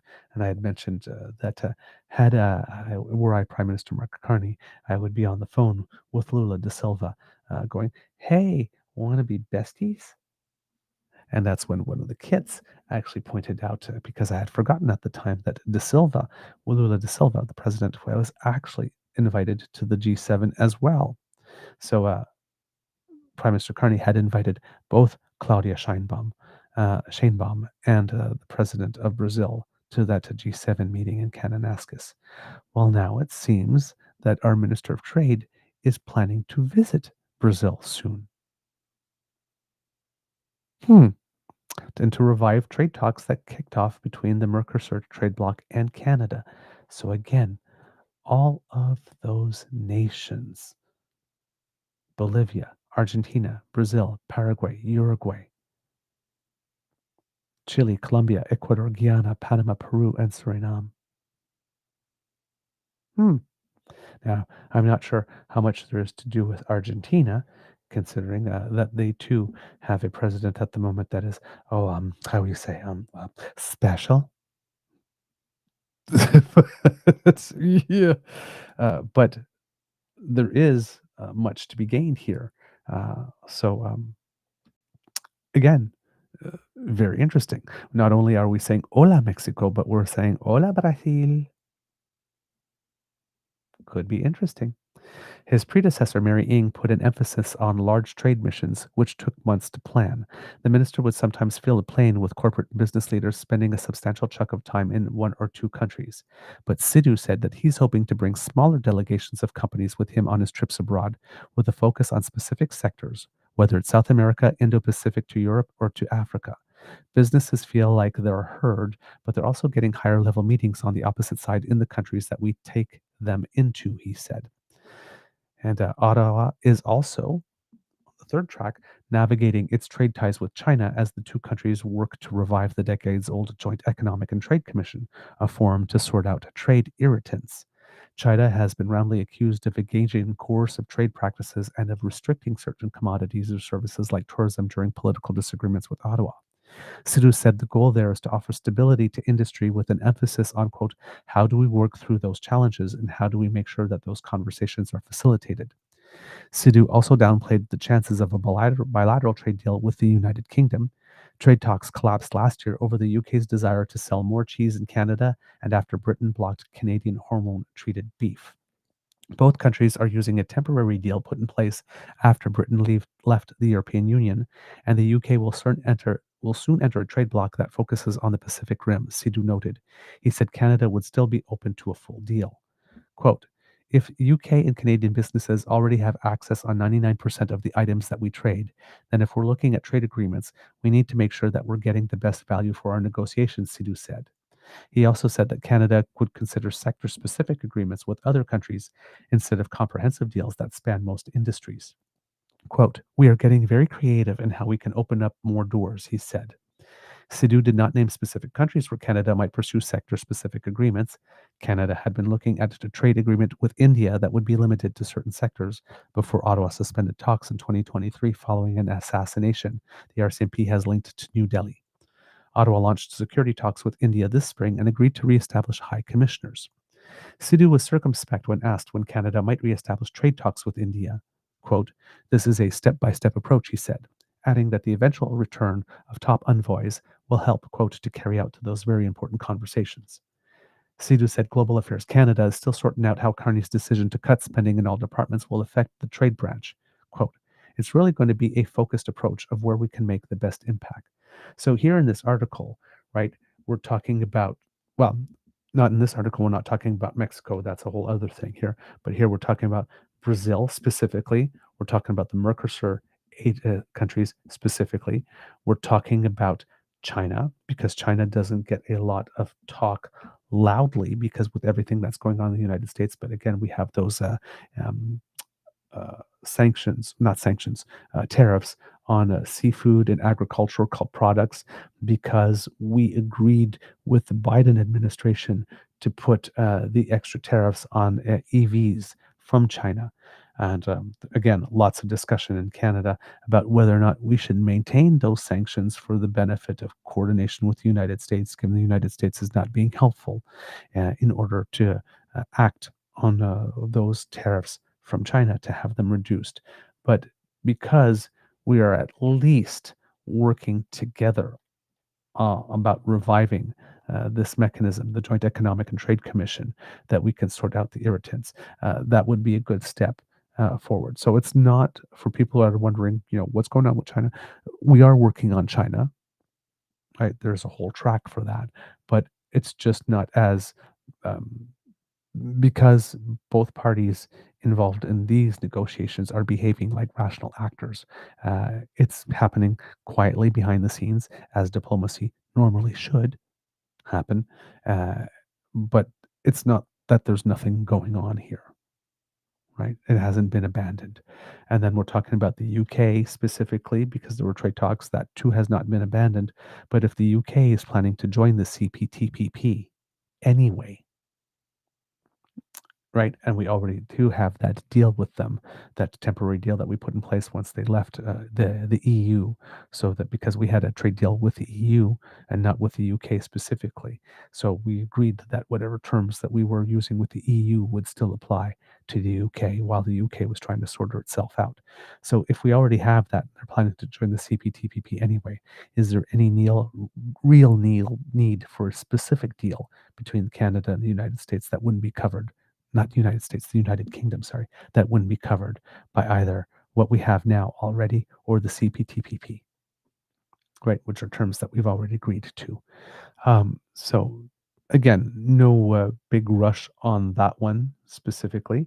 And then when he's talking about sector-specific agreements, this could be, for example, having a deal with Vietnam specifically on semiconductors, let's say, right, or on technology, where technological trade will be free, even though we have tariffs or other types of agreements with other types of things.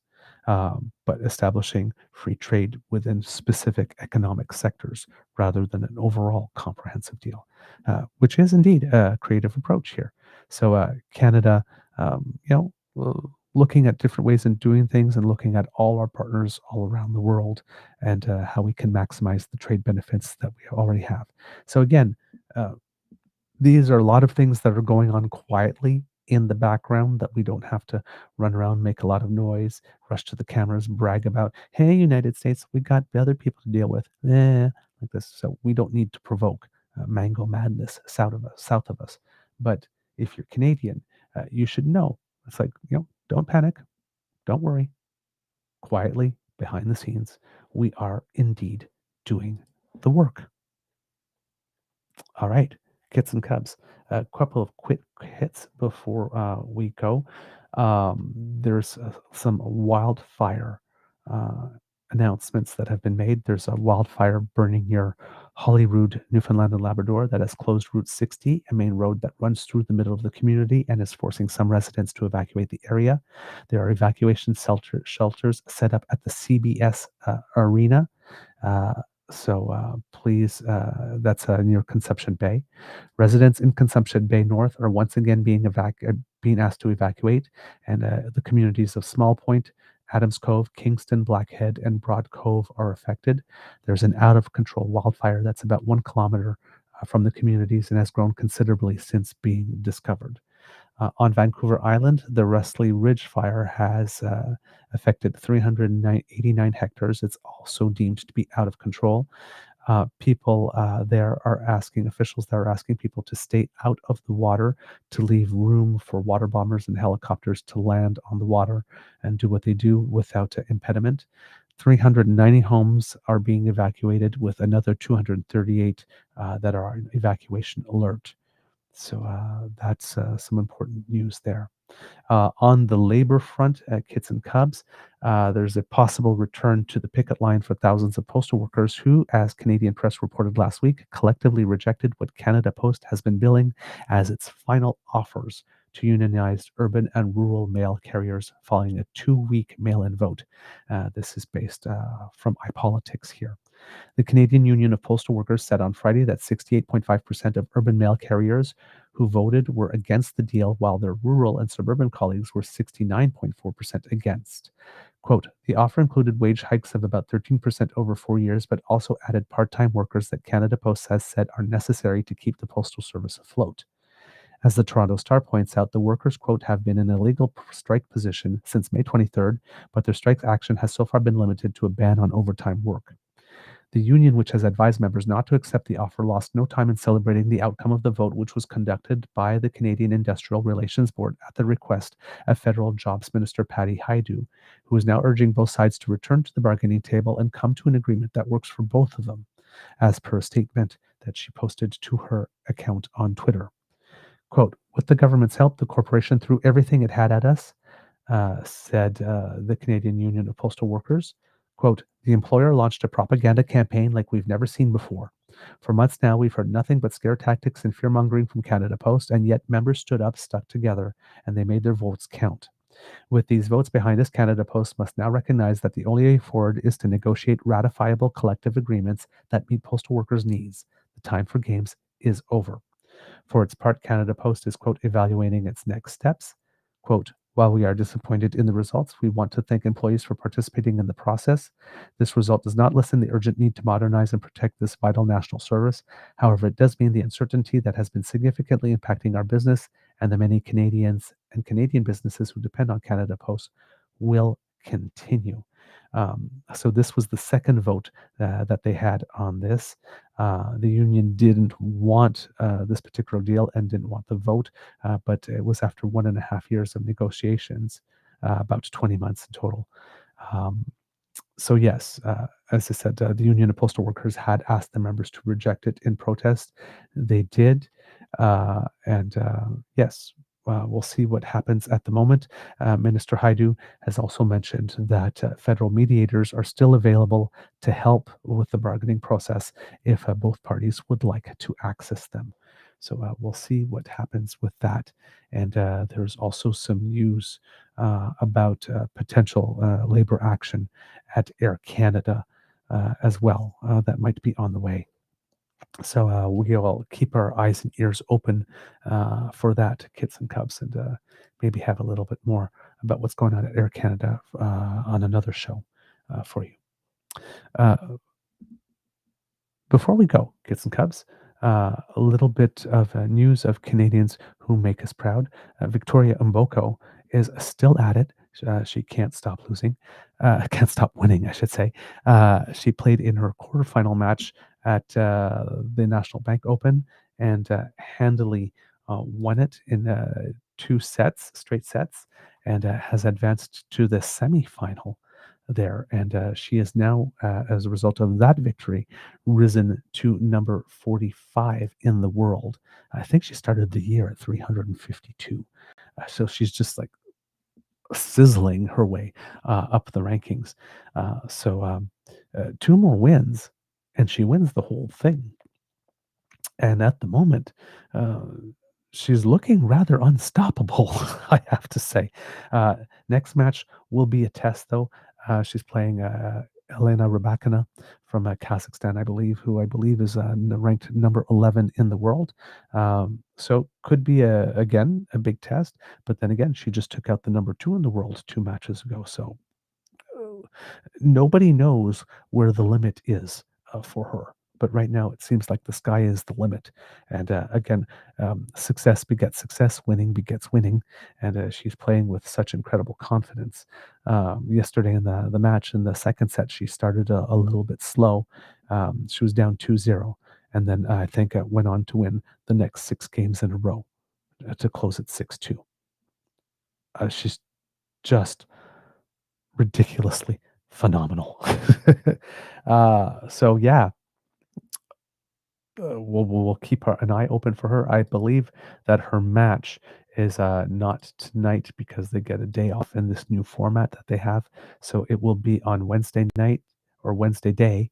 Sorry, here it says at 10 a.m. in the morning will be the semifinal against Rybakina. That sounds like weird. I do not know why that would not be in the evening. But anyway, it just seems like it would be a primetime event here. But yes, we'll keep an eye open for that. But on Wednesday will be the big match. So very, very excited about that. Let's just see where she can go. Hopefully she can win it all. That would be great. Kids and Cubs, that's the end of this episode of the Daily Beaver Morning Show. We hope that you love listening to us because we love making this for you. Remember, sharing is caring and word of mouth is priceless. So please, please, please tell your peeps and poops all about us. It really makes us happy when you do, especially when you include a word of your own. Now, kids and cubs, if you would like us to help you because you are a busy beaver or a busy cub on the go, and sometimes you're not able to watch with us, well, we have a way to help. Thanks to the Ray Girl, who has sponsored our pod page, podpage.com/thetruenortheagerbeaver with a hyphen between each one of those words. Or if you scan that QR code that appeared, it will bring you there. And if you are on the go, there you can find, if you click subscribe, our ears only podcast version. And when we have something fresh off the podcast bandwidth, it comes directly to your podcast feed. And that way you can put us in your ears. We're portable and take us with you so you can keep abreast of all the information that you need and still get on with your day. We make it easy. Now, kids and cubs, if you would like to help us, you can do so by surfing on down to the True North Eager Beaver Media Incorporated YouTube page, where nearly 20,500 of you have so far, and play with our buttons there. Like, share, and subscribe, especially subscribe. But please do like and share. And that makes us very happy when you do that, and it helps with the algorithm. It also makes Kids Elaine and Kids Cassie very, very happy as well. And that's very important. So thank you for all that you do to help us, kids and cubs. And as we mentioned, we just crossed 650,000 views. So thank you to everyone who has tuned in since July 1st, 2022, when we established the YouTube site. Kids and cubs, if you would like to help us in yet another way, we work for tips here at the Beaver Lodge. We don't charge any registration fees or annual fees for our show. We just put it out there for you, and we ask you to donate to us and give us what you think that we deserve, if you are able to, of course.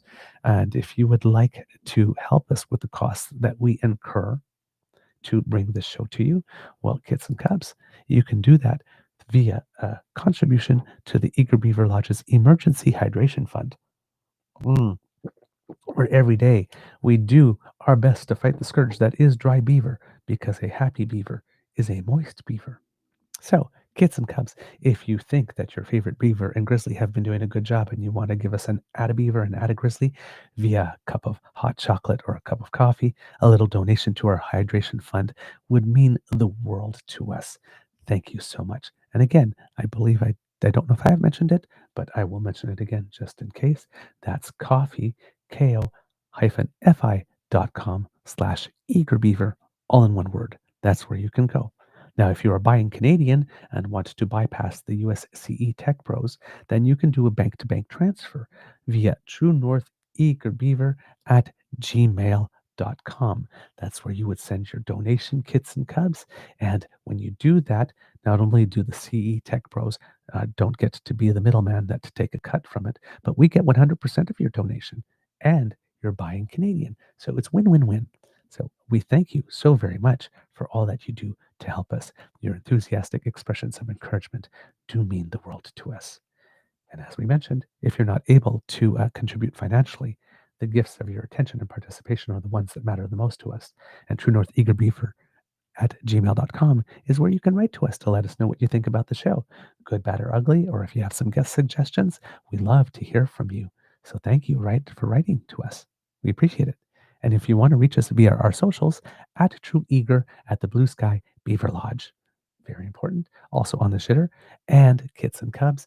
If you want to reach us at our original home on the web, True North Eager Beaver on Facebook, and if you happen to be listening on YouTube, either live with the DAMFAM or at your own convenience, right down here in the comments section, leave us a little something. We read absolutely everything you send us, even though we are not able to necessarily answer everyone. And everything that you send us in terms of either a written contribution or a financial one gets put back into the show to make a better show for you. So thank you for all you do to support us. Because democracy is something that you do, kids and cubs, we cannot forget Mr. Thomas Lukasik on a mission here, kids and cubs, to make sure that Canada remains a united country and that Alberta remains within Canada with this citizen initiative effort. And at the moment, he needs to collect close to $300,000 signatures in order to make sure that the question does get on the ballot. And to do so, there's a group called Forever Canadian that has been established, and you can go to their website, www.forever-canadian.ca, and there you can pledge to sign the petition. This is, of course, if you are Albertan. You can become a canvasser to help collect some petitions. You can make a donation to the group so to help fund their activities, or you can suggest that you are available to volunteer in other capacities. So www.forever-canadian.ca. Please go there and do your bit. It seems that things are going very well. The initial response is very enthusiastic. Hopefully, Mr. Lukasik will have absolutely no trouble getting his close to 300,000 signatures and a bit more so that we sign the numbers too great for Danielle Smith to manipulate.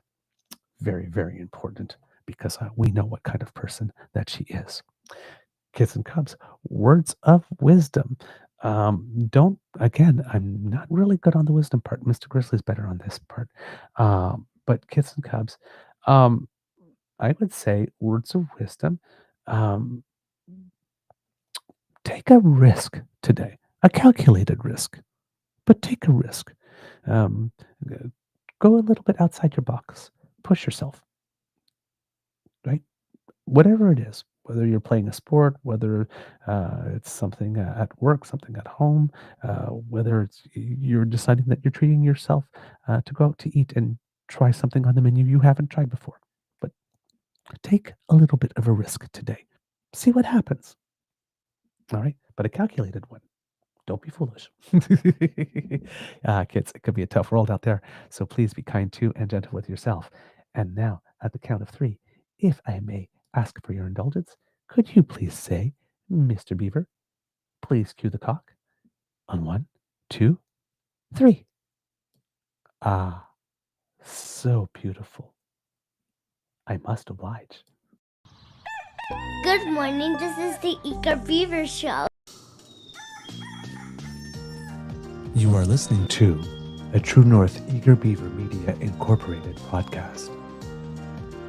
The True North Eager Beaver podcasts are proudly brought to you by our founding sponsors, the Misfit Mysteries from Corvid Moon Publishing, your source for science fiction, fantasy, and cozy mysteries featuring a broad diversity of characters. CanadianTarot.com, their uniquely Canadian online eclectic tarot community. and the Peppermaster. Hot pepper sauce is made from farm-fresh ingredients to thrill your taste buds and expand your mind. We are grateful to the Crier Media Network for its support, Pete Jarvis for our artwork, and Paul Joseph Something for our opening and closing sequence music.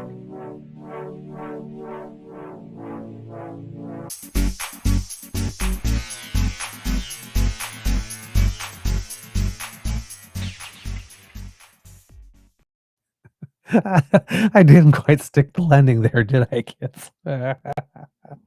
Superstar. Oh, man. I was doing so well. I was doing so well. Kids and Cubs, before we go, uh, we also have one more little bit of Canadians who make us proud, and I am very, very, very happy to report this. But over the course of the weekend was the first ever International Wheelchair Basketball Federation 3-on-3 World Championships. So there have been, full team basketball championships for a while now, I think since the 70s. But in terms of 3-on-3 competition, this is new. The first ever World Championships were held at Sun City in the Republic of South Africa, and Team Canada got to the gold medal final in both the men's and women's competition, and so did Spain. So both of the finals were Canada versus Spain. In the women's final, Katie Dondino had delivered an impressive performance. She was on a mission to bring home gold for Canada over Spain, 17-12. Canada was unbeaten in the women's tournament, and Australia did take bronze. So Dondino was named the tournament MVP, while her teammate Elodie Tessier collected the tournament all-star honors there at the tournament. And hopefully, I don't have the names of the other two people on the team, unfortunately, so I can't single them out by name, unfortunately. And then in the men's final, after getting off to a slow start, Team Canada picked it up and defeated Spain 12-9 to also win the gold. So double gold for Canada, sweeping the first World Championships. Poland took the bronze, and in this one, Colin Higgins was the MVP, playing like he was on a mission. And it was a grudge match because in pool play, Spain had defeated Canada there. So great performances by our wheelchair basketball athletes here. And I'm going to give you a chance. I'm not able to name them, but I can definitely show them to you, kids and cubs. So there's the women's team, and there is the men's team with their medals and their championship trophies over there, having done a really fantastic job for Canada, setting the standard, because it was the first ever World Championships on 3-on-3 basketball. And with really good news is that the World Championships for 3-on-3 wheelchair basketball will actually be hosted in Canada. Ottawa will be the host of the next year's championships in 2026. That will be held from September 9th to September 19th. So kids and cubs, if you happen to have the opportunity to get out to it, it's absolutely fantastic. The finals were extremely interesting, very physical, particularly the men's final. My God, they kept banging into each other, and there were wheelchairs flipping over and them having to flip themselves back up to upright positions. Really something else. Here, I managed to find the names. The Canadian women's team was comprised of Katie Dondino of Pender Island, British Columbia, Tamara Steeves of Mississauga, Ontario, Elodie Tessier of Saint-Germain-de-Gotham in Quebec, and Toronto's Poussant Lai. And the men's team, hopefully, will be able to have all their names there. Vincent Dallaire from Quebec City, Colin Higgins of Rothsay, New Brunswick, Lee Melimick of Toronto, and Garrett Ostapchuk of Regina. So again, fantastic results for both of them, making Canada proud, and both of them bringing home the gold. Our athletes are just giving us so much to cheer about. We have like Summer at the World Championships, Aquatics Championships, and then everybody else that won medals as well, because she wasn't the only one. I was looking at it. If Summer McIntosh was a country unto herself, she would have finished in 8th place on the medal table. 8th place alone. She's just phenomenal. There was a swimmer from Germany as well who won 4 gold, mostly in the open water swim categories, but had won 4 and then swam in the 1500 and was hoping to make it a 5th one there, but didn't win the 1500 in pool.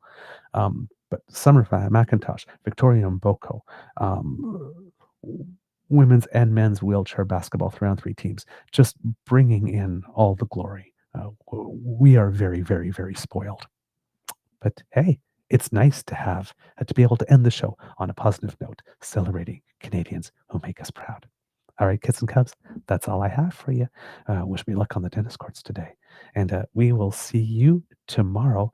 And please join us, because we will have a guest with us, Emma Sachs, who is a swimming official who will be here with us. And we will talk about the World Aquatics Championships and celebrate Canada's success, and look into a little bit what goes into swimming and being that type of athlete and organizing that type of competition, and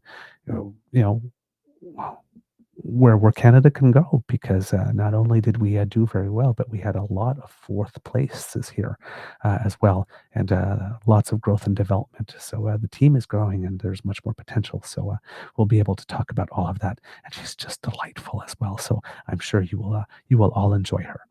Until we see each other tomorrow, kids and cubs, amour et bisous. I love you all very much.